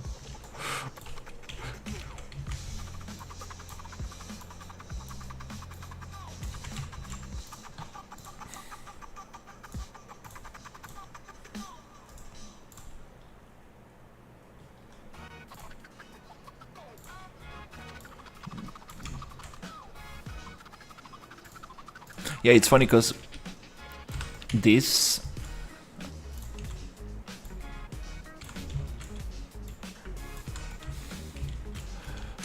this thing, it really depends on where the door is. Yeah, don't worry, don't worry. Let's see. Nice. It's been 2 hours, and I'm feeling a little bit tired. I went to bed um, pretty late yesterday, but I woke up early today. I'm trying to like switch my schedule, so I think that I'll try to go to bed today a little bit earlier. I kind of want to start waking up early to take advantage of this month. Yay, this is gonna look so nice. Like these pieces, like once we get them finished, like I would love to add like little cracks, like little imperfections on the edges, like bevels and stuff like that. Then with the triplanar and vertex painting materials, they're gonna look super nice.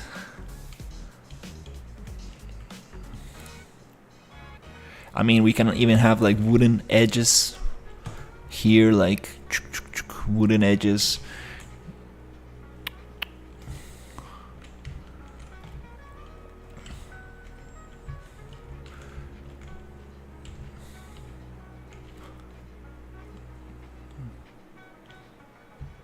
Yeah, that's very true. We need to do more rectangle stuff.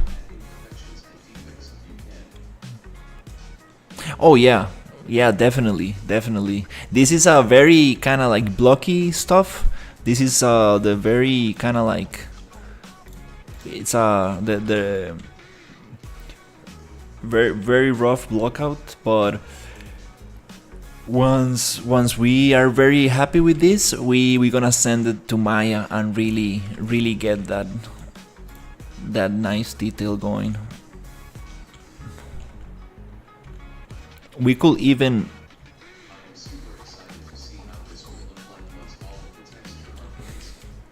yeah, and like the set dressing as well, because I want cables, I want like wires, hanging clothes.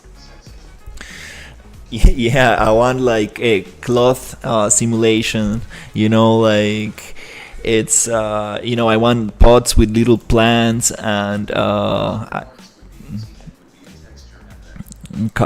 yeah, that could be very nice.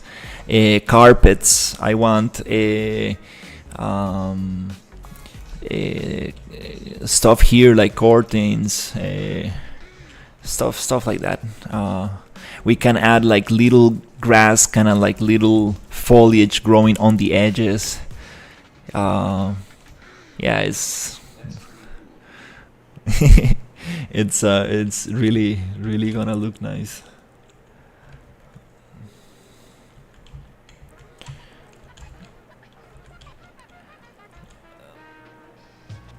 Damn, it's huge. We need to, Ryu. We need to really think.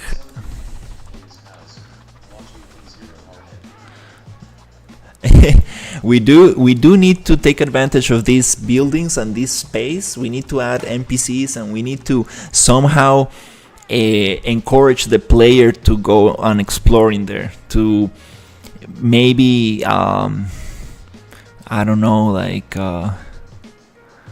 Yeah, we need to make a quest where he needs to go around like different areas, a little bit like Pokemon, right? Like where you need to talk to like a bunch of NPCs, and somebody's gonna give you an item, somebody's gonna tell you like a clue for the next quest, or yeah.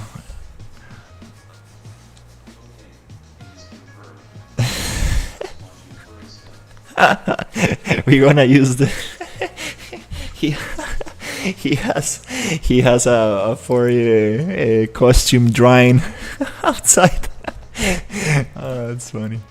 We're gonna use the Fox model you made for the Christmas game jam.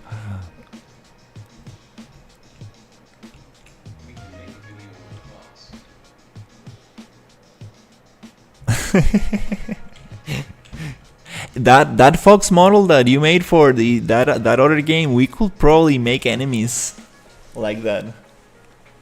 That would be fun. Oh my god. Oh.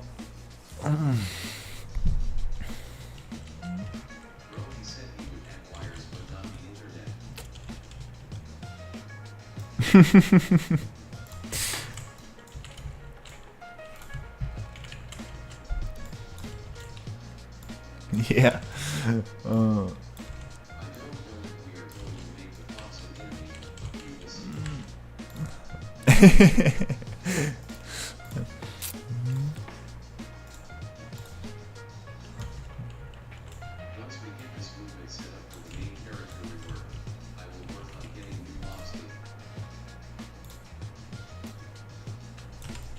Oh, you need to.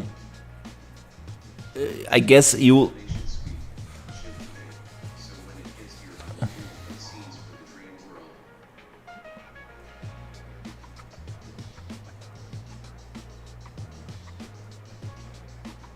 The cutscenes for the dream world. What do you mean? Dream world.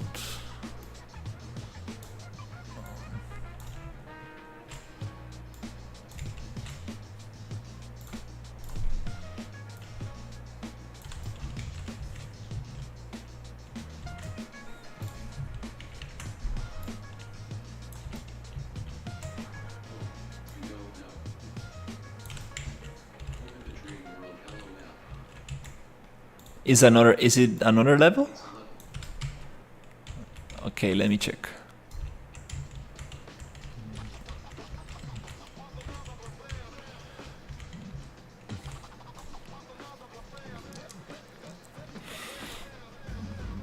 Let me check.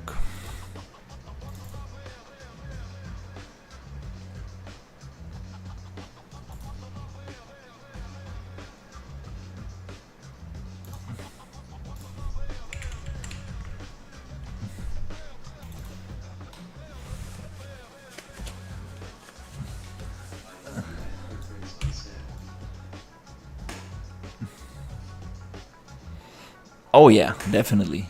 Little dust and stuff like that. Nice.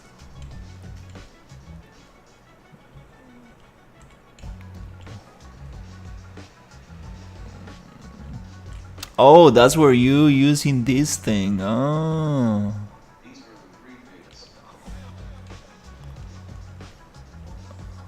Oh, I see. We got red, blue, and yellow.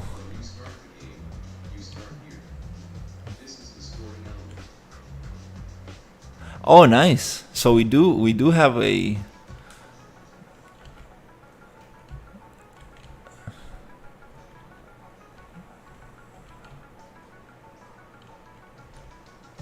We need more edge loops on this.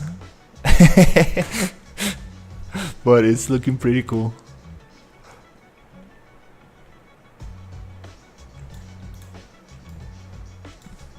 Nice, we are using this thing.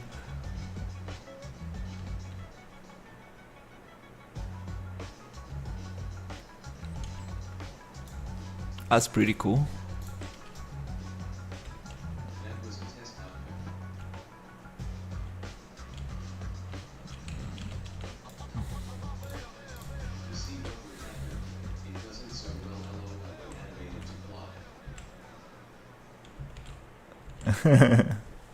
Nice. Yeah, this looks pretty cool.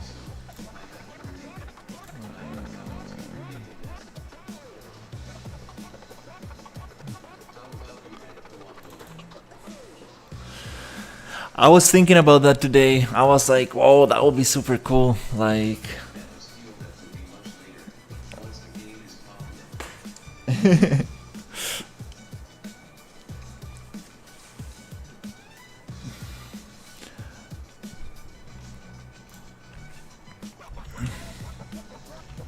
yeah, we need to add references to Wind Waker, Zelda Wind Waker.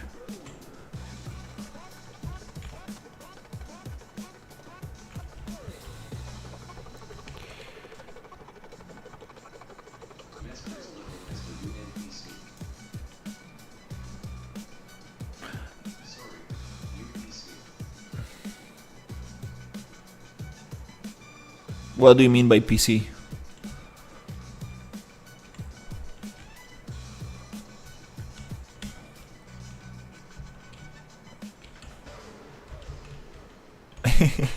I'm bad with acronyms.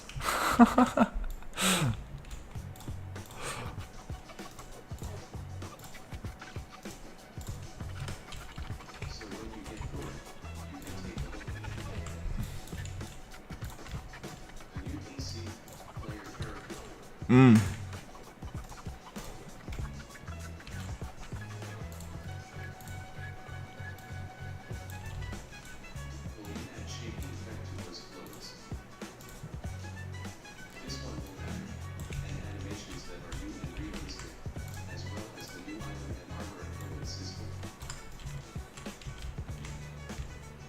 Nice.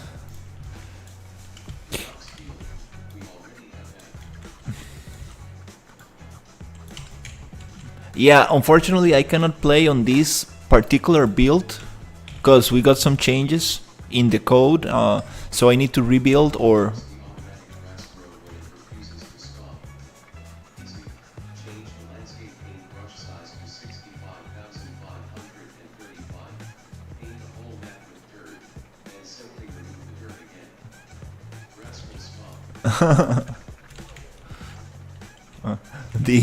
the hacky tricks for foliage tools.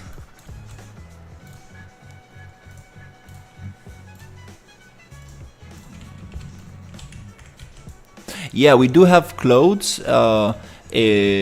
Super nice clothes. It's just that I don't have the. Yeah, this is Ryu's project. He started this project like a year ago or something like that. But for a game jam, and then I joined in to help with the environment.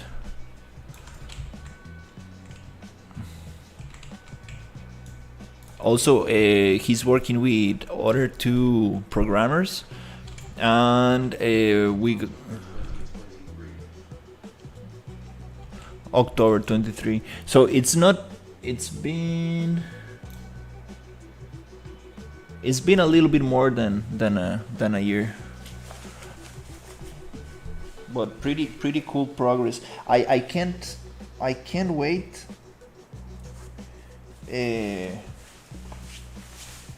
I can't wait to see the new ability system. That will be super cool stuff. just having more abilities, that will be super nice. Like I can't wait to be able to perform different attacks and stuff.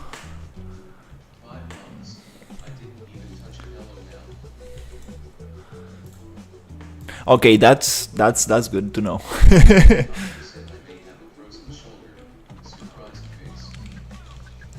Frozen shoulder. Oh damn it.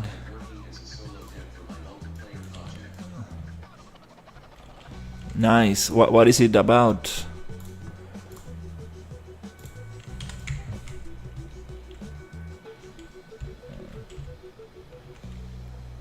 Is it like a shooter game? I think you. I'm not sure if I'm confusing you with somebody else.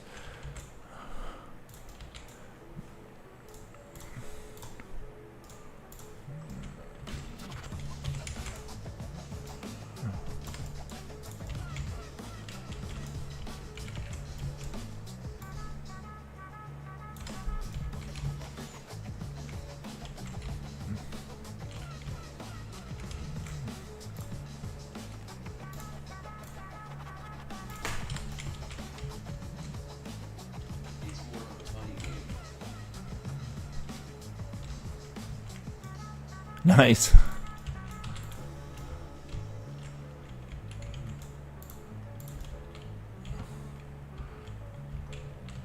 A.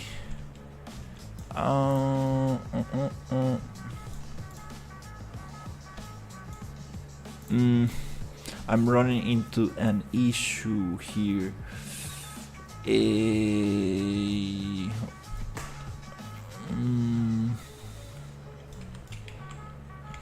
Okay.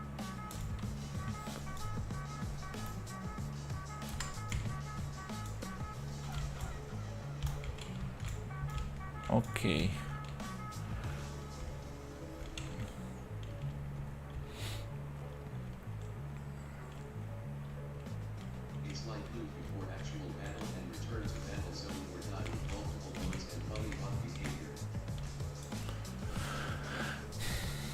It's like a loot before actual battle and return to battle zone or die with multiple modes and funny bot behavior. Nice. Something like, I mean, I'm not sure if that's a good comparison, but like Among Us. No, Among Us is not the right one. There was this game where you like kind of like push people, and it's like a kind of like a platformer race kind of thing.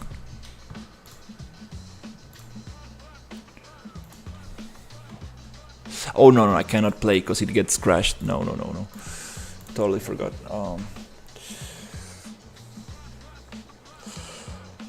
Oh, I really like these buildings.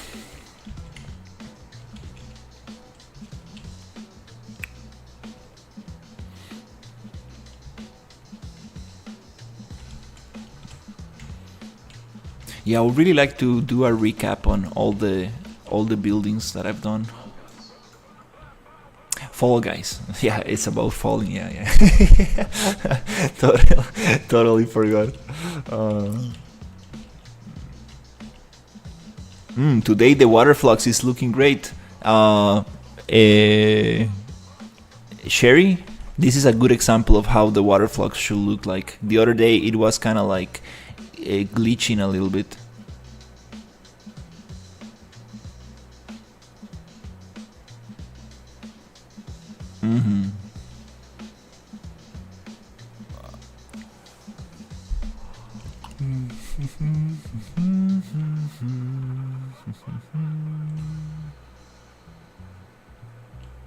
Nice. This was the first building I came up with. But it's a whole new game that has modes like Fox and Here with darkness and floor is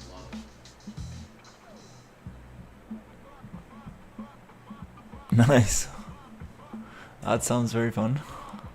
The water looks fabulous. Yeah, it's a plugin called Waterflux. Super expensive plugin that allows you to do water simulations and bake them for games.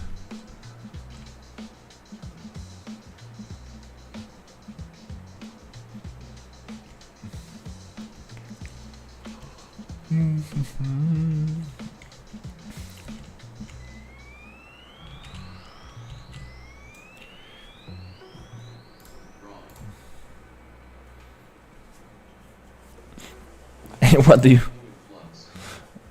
That's what I said. Fluid flux.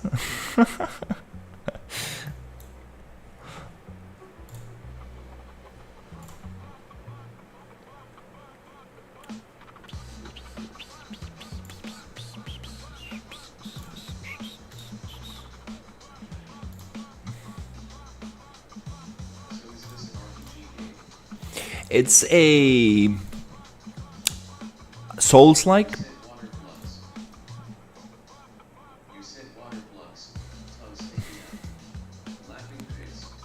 Oh damn it! Okay, yes, you guys got me.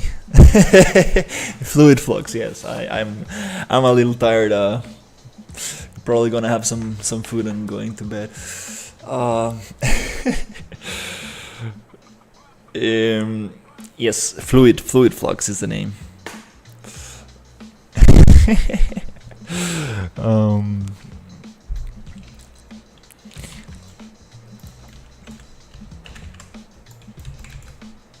so yeah, it's a this game is I'm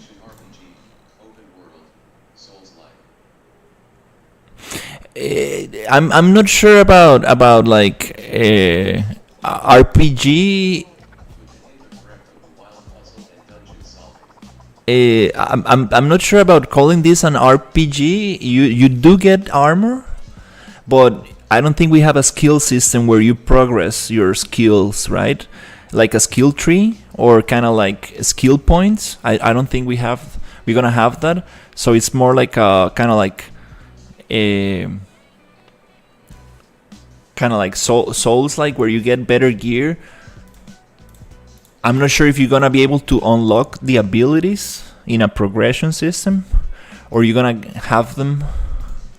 It will be very cool to defeat arenas and you get a new ability per arena. That could be.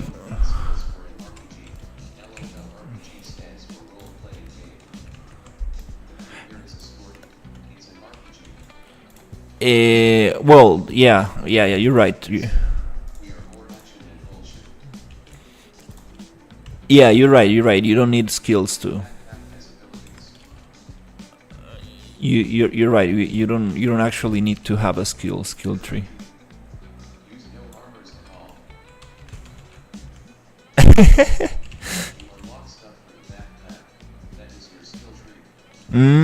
Oh, that's how you. Okay.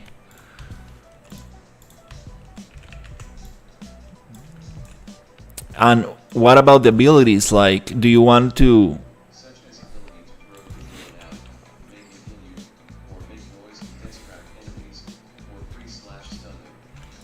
Oh Jesus, that's too much stuff.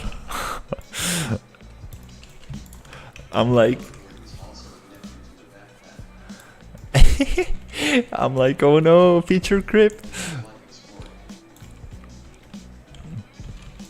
Yeah, it's about exploring, fighting, getting better gear, and defeating enemies in different arenas, so you can make it to the final arena.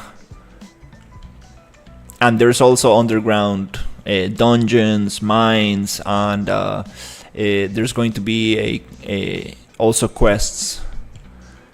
But about the abilities, do you think that, like, for example, like if we want to have like a charge, I mean, what's the word? Jumping attack or kick or stuff like that. Do you think we should probably unlock them with from the beginning or just little by little? Oh, we have an issue here.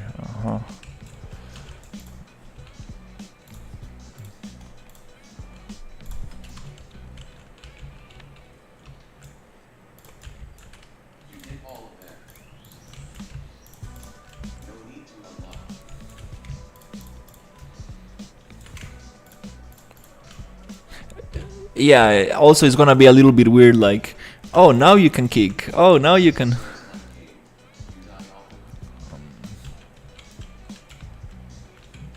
think you should add some imperfections to the buildings. Yeah, that's definitely coming. That's definitely coming. But we're going a little by little, cause we are still on the initial kind of. Players cheat to fall under the ground and drown. Laughing face. Lose health when you die, which is the currency for how you upgrade things. Might also drop all carry currencies.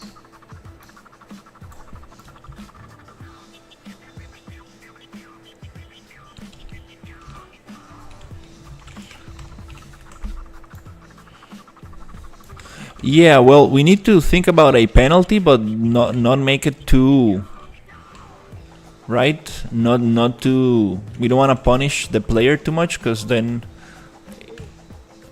Well, I'm not sure. Like we could have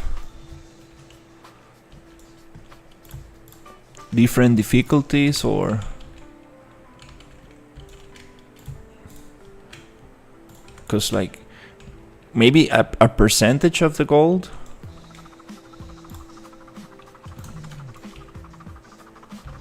Make everything available from the very beginning, cause it would no longer be fun to unlock something new.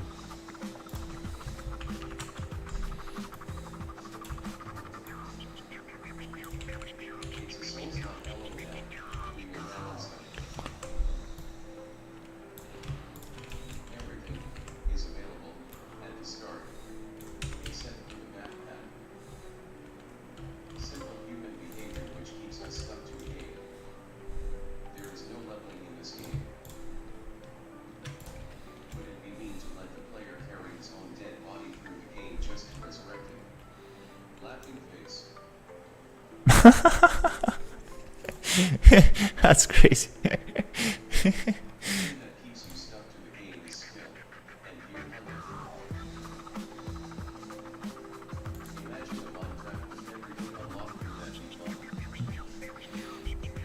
Yeah, I do believe that we could have a, like, I know.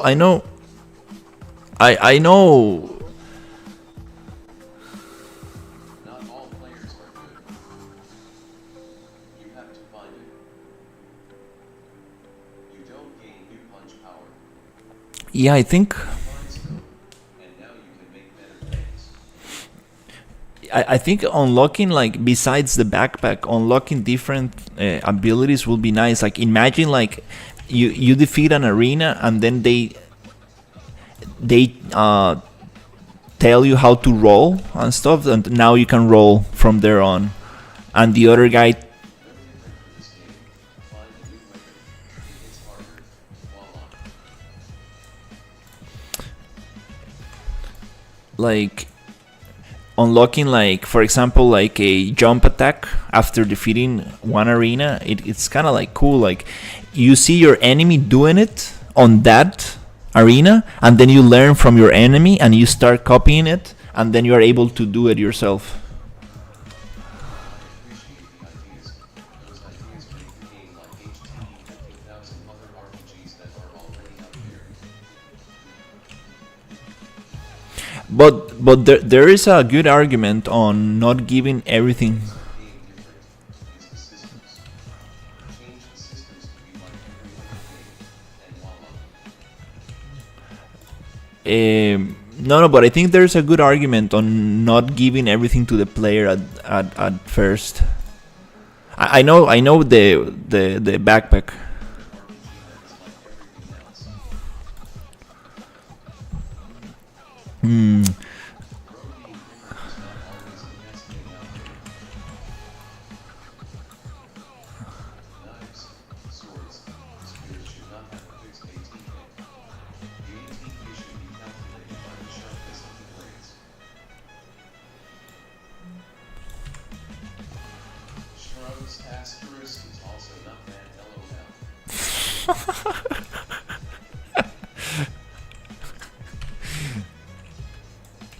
Sorry to say, but your idea is a bit awkward.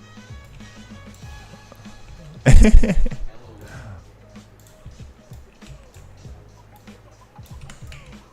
This does not mean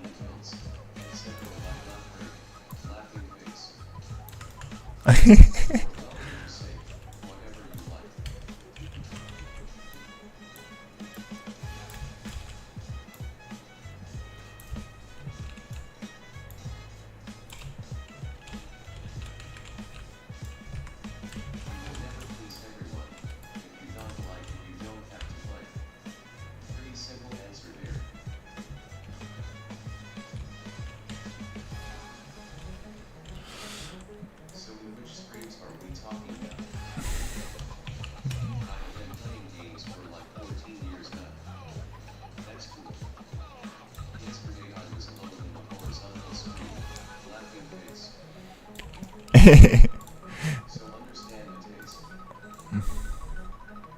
No, but like, Play fluffer games for 30 years. Doesn't mean I want to listen to them on how to make a game. LOL.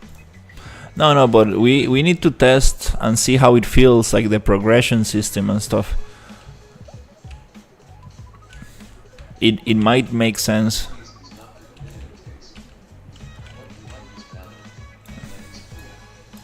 Well, then you have your own style. It might make sense to. Sorry if it sounds mean, but you should at least add some objects which you can unlock as you progress. There's Object that to under progress. Let people make what they want to make. there's It doesn't sound mean. It's an idea. And that is fine. Ideas are allowed and great. there's the armor progression, and there's the uh, Ha ha ha ha games before 30 are the same as games nowadays. Just because I don't go with your idea, doesn't mean I am wrong. You really should tell the players where the most chat activity is so they can join the more active stream. Also doesn't mean you are wrong. You will play what you like, I will make what I like, and we will go from there. yeah, Sure thing. I'm not sure which one is. I think the vertical is always the most active. If you play the game and like it, brilliant. If you play it and don't like it, that is cool too. No one is hard and nobody is hurt.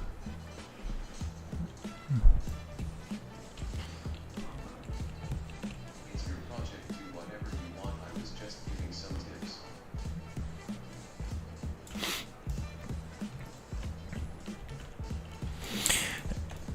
I think it. Just have both open. Yeah, I think it comes down to testing. We need to really test it with a lot of people and see what people think. Like at the end of the day, I appreciate your ideas. at the end of the day, um, like like that's the thing about games. Like it's nice, right, to do your own game and do whatever you think is best, but you're also making a game for others to play, right? Like, so you need to think about like what other people are going to. These were decided about the idea, and that is cool.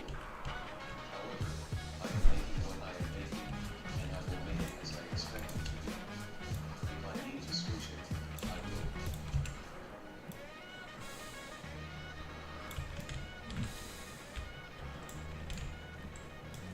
Yeah, that's I mean, like, I really wanna, we I really. Not sure if I will love the gameplay of this game, but I will for sure love its locations and maps.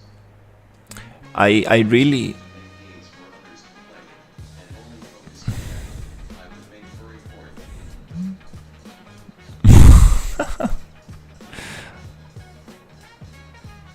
I am making a game that I would enjoy, that isn't already made yet. Smiley face. If others vibe on that, coolio. If not, well, I will cross that bridge when we get there. Yeah, I really hope we can, like, um I really want to hit the August deadline for the demo. I would really like to have a demo by August, so we can really start testing, like getting like. I am not going to kill the core concept of the game. Without feedback though, that's the point I am making.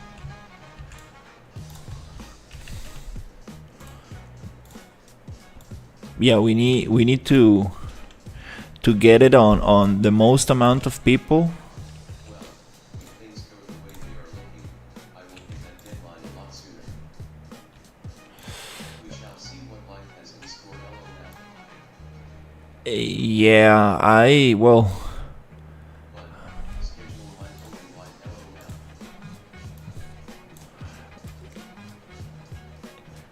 Yeah, we still have some time until August, but definitely, uh, definitely we need to work a lot. So will this game contain magic humans or what? No, we have our own characters, very cool characters. It's not a realistic game. This is going to be stylized, cartoony. The characters look something like this. So something like this.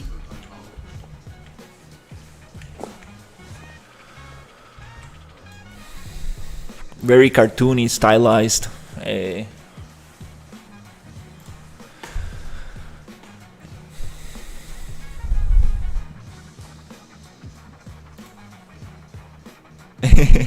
yeah, meta human won't really fit in here.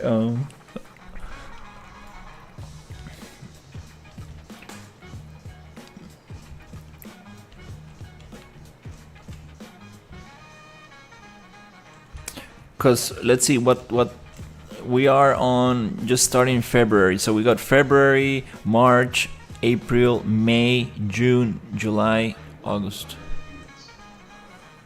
So it's 1, 2, 3, 4, 5, 6 months. We got 6 months until August. Half a year. I think we can definitely hit it. We can definitely hit that deadline. And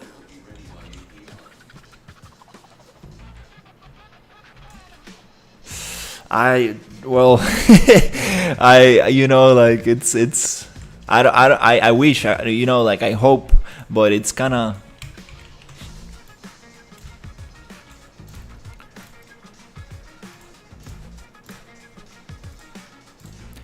of difficult to know.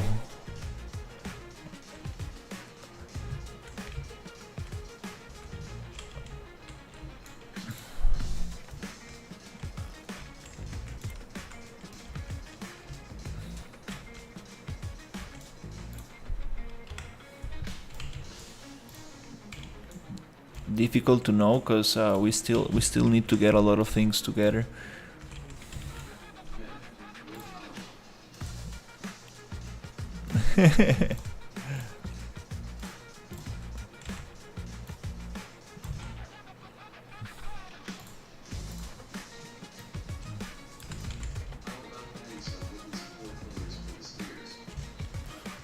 Yeah, that's a great idea. We do have a little bit of that going on here. That's really gonna look nice. Also, I would love to add wood for the edges of things. For example, the edge of the door, the edge of the window. I think that will look very cool.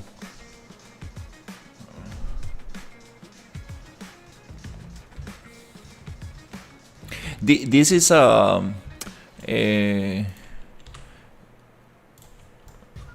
this is still very rough, but that's where things will get very interesting. Like once we get everything together, and we can start actually.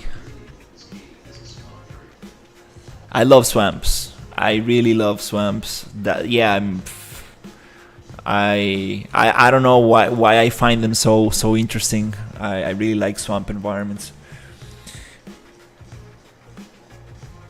I actually worked on a swamp environment a couple of months ago. It took me a long time, that project. I have it on my art station. Very cool stuff. We don't have swamps for this island, but I mean like it would be cool to have a little swamp here. I'm just feature creeping right here. It's like, yeah, let's add a swamp right here on the lowest area, just a little bit here. That's funny. Because we do have sewers. I love sewers, like the sewer system. Let's see. I'll be careful, your witch is not here. We have a huge sewer system. Yeah, this one, it was crazy. Like I totally forgot about this. I made like the whole connection. Like it goes all over the island. It's kind of hard to see. I need to probably turn off some stuff, but yeah, we got some underground things going. We got a dungeon, some mines, a frog cave that goes somewhere around here.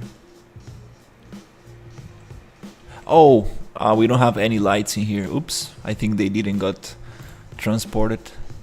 Oh, yeah, cannot really show it right now. I need to,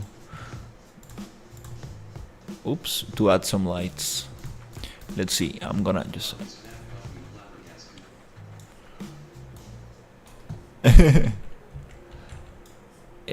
attenuation radius. Okay, there you go. Now we can see a little bit. Cool.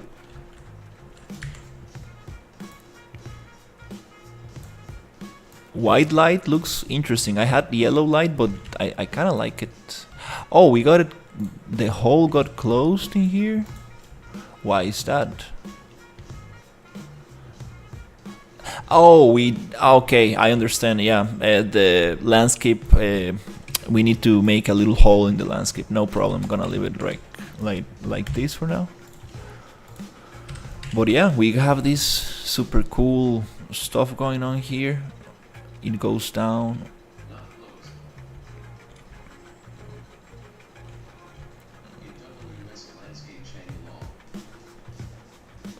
Yeah. It's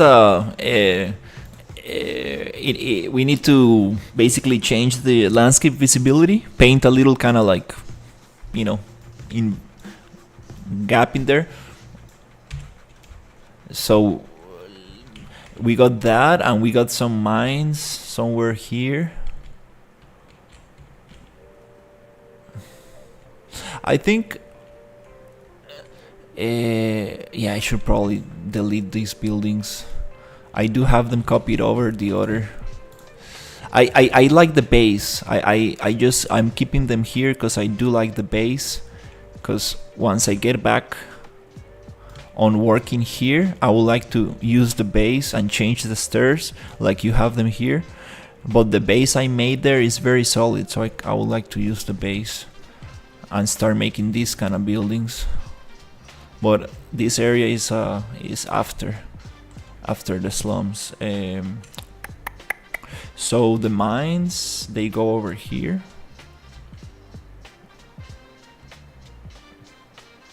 We do have the lights here, nice. We're gonna have some very cool crystals. I like the yellow lights here. I think they were blue before, now they're yellow.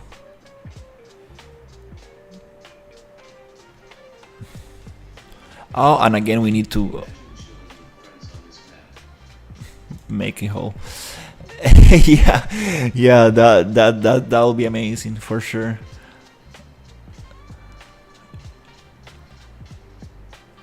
And we have a goblin cave somewhere around here.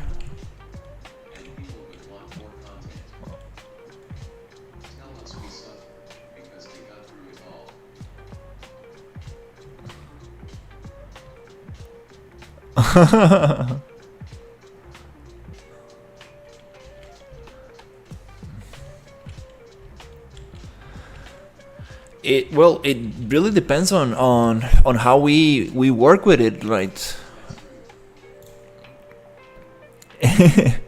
we can make different quests, and like we can be smart on how we use the map, so it has replayability.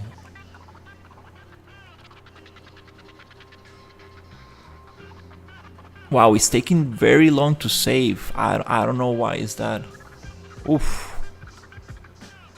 It's taking super long to save. That's strange.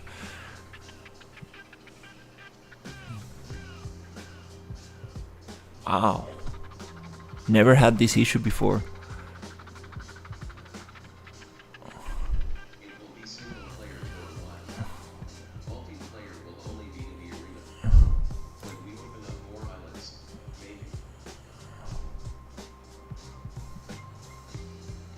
Bro, you have 1,576 plus files. How about adding furry Easter eggs? Oh yeah. Save more often. Yeah, probably because I don't know why I have so many changes.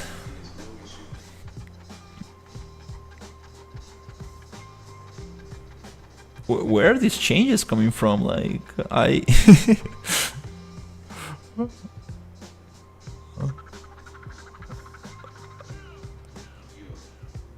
Hey, what's up? I don't know why I have so many changes going on. Even save files. 1,759. That's crazy.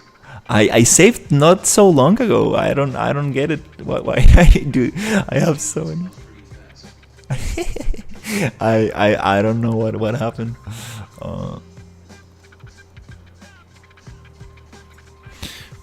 All right, let's see. Hopefully it saves. Just need to refresh PCG stuff. Chevy to the left. Sorry, I meant Fury. Okay, we are all saved. Nice. Jeez. Okay, cool. We got it. Like Rage from God of War. Yes, indeed. That's funny. Till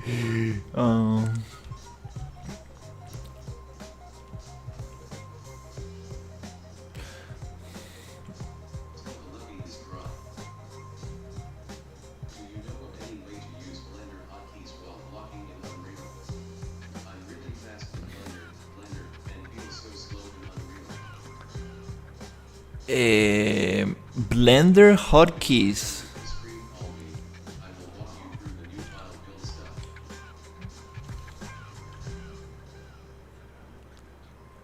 New file build stuff. You want me to? Bringing in Blender blockouts when exporting FBX is a time sink too. Yeah. The thing with Blender is that, well, it's a very like hotkey driven software, which is super nice because you can get very quick at it. But Unreal, the modeling tools are a little bit different. So.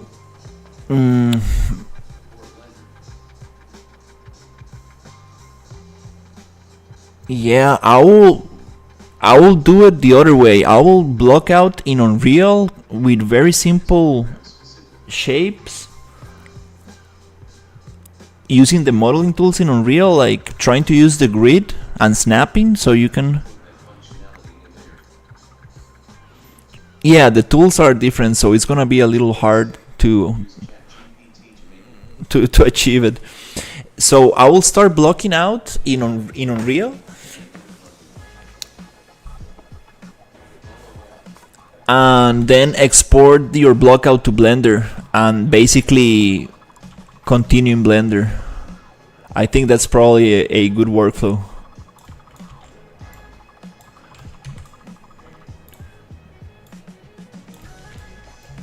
That way you will get the main shapes in Unreal. You can test it in your level and stuff, and then you can polish that on in Blender. Just to get like the main proportions and stuff.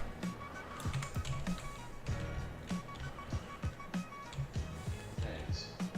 That makes sense. I'll try going the other way.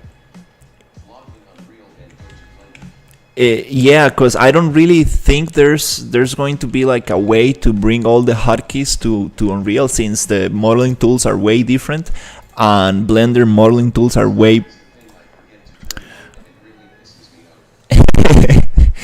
Yeah, snapping. It's yeah, it's a great thing to understand, like pivot points, snapping, the measurements, like what measurements Unreal uses centimeters, what measurements are used in Blender. Use ChatGPT to make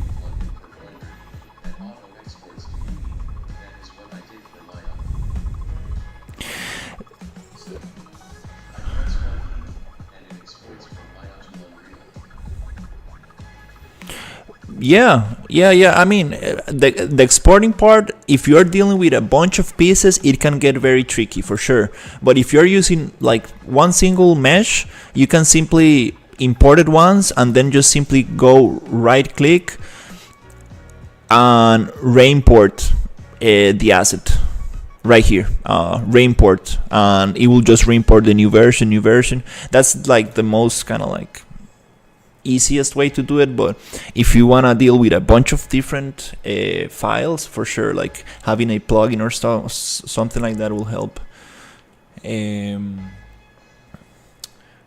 But so you don't need to be in that process of exporting and importing. Maybe Blockout in Unreal, then refine in Blender, and once you have it finished, you send it back to Unreal. Just make sure that you are using centimeters in Blender so the scale of your models match perfectly and you don't need to rescale stuff or anything like that. And I think that's gonna help you a lot. But yeah, I think I'm gonna. This project is called Imperium, a Gladiator Adventure, and it's a project I'm working with Ryu and 2 other programmers. It's a Souls-like gladiator game where you need to defeat enemies, get better gear, defeat arenas, and it's a melee fighting game. And it's going to take place in Rome in 2070. So it's going to have like futuristic elements and stuff like that, but still trying to still kind of like using the Roman architecture and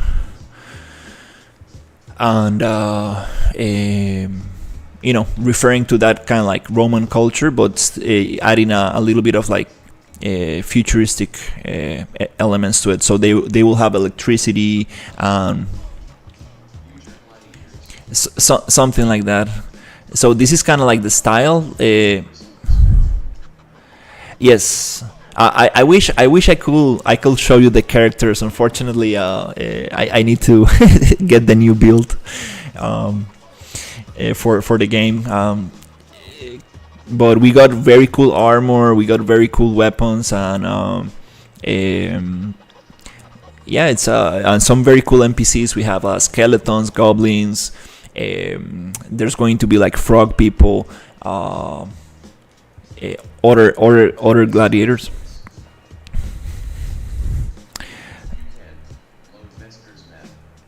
Master map. Okay, let me see. You mean the arena test?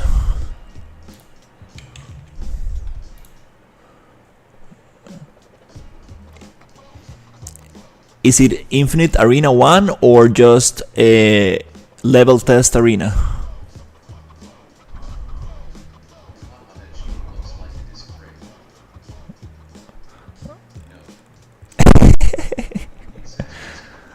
Oh, okay, let me check. Master Open World. Okay, let me check.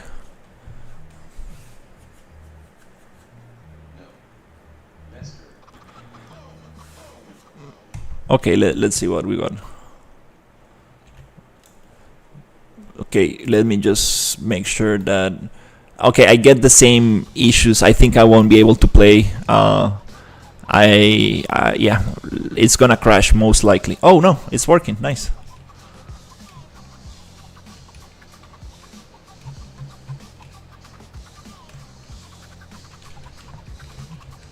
Oh, I want to jump in. Let me jump in. Nice. Is it 4? Armor here is not 4. No, right? Not reappearing.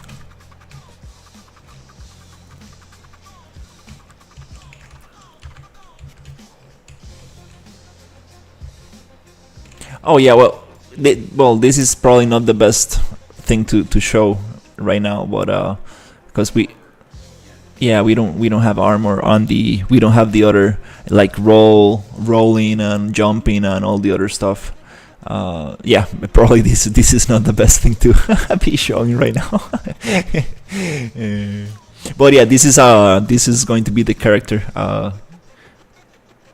Yeah, unfortunately, I cannot show the armor now.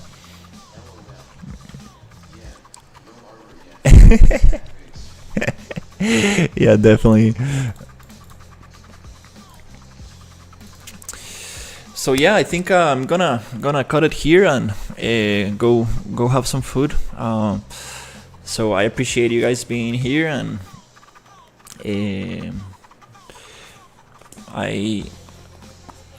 I'm gonna be streaming tomorrow, hopefully, continuing with this map. Let's see if I can push to get the latest version. I mean, to pull to see if I can get the latest. Ryu, do you mean like do you want me to make a build, or do you want me to get your build? Thanks for sharing. It's very cool to watch. I appreciate it. Thank you for chatting and hanging out. Wow, the main map is taking super long to load. I'm not sure why that is going on. I sent you the link. You send me the link.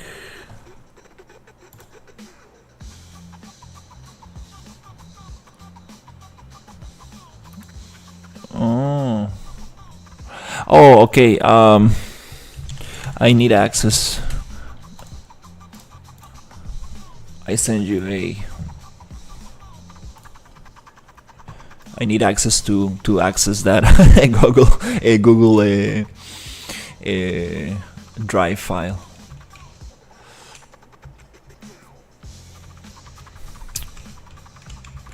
All right. Let's see. Yeah, really want to push this little village to continue adding details and little stuff. That will be super cool. But first, the layout. First, the main layout of the whole thing. I think we already experimented with the shapes. I think it's working nicely. Now I'm gonna take a step back and work on layout, and then once we get the layout, then I will jump back to this. And once we get the final thing approved, then we can start actually polishing and getting little details in. All right. Have a great one, everybody.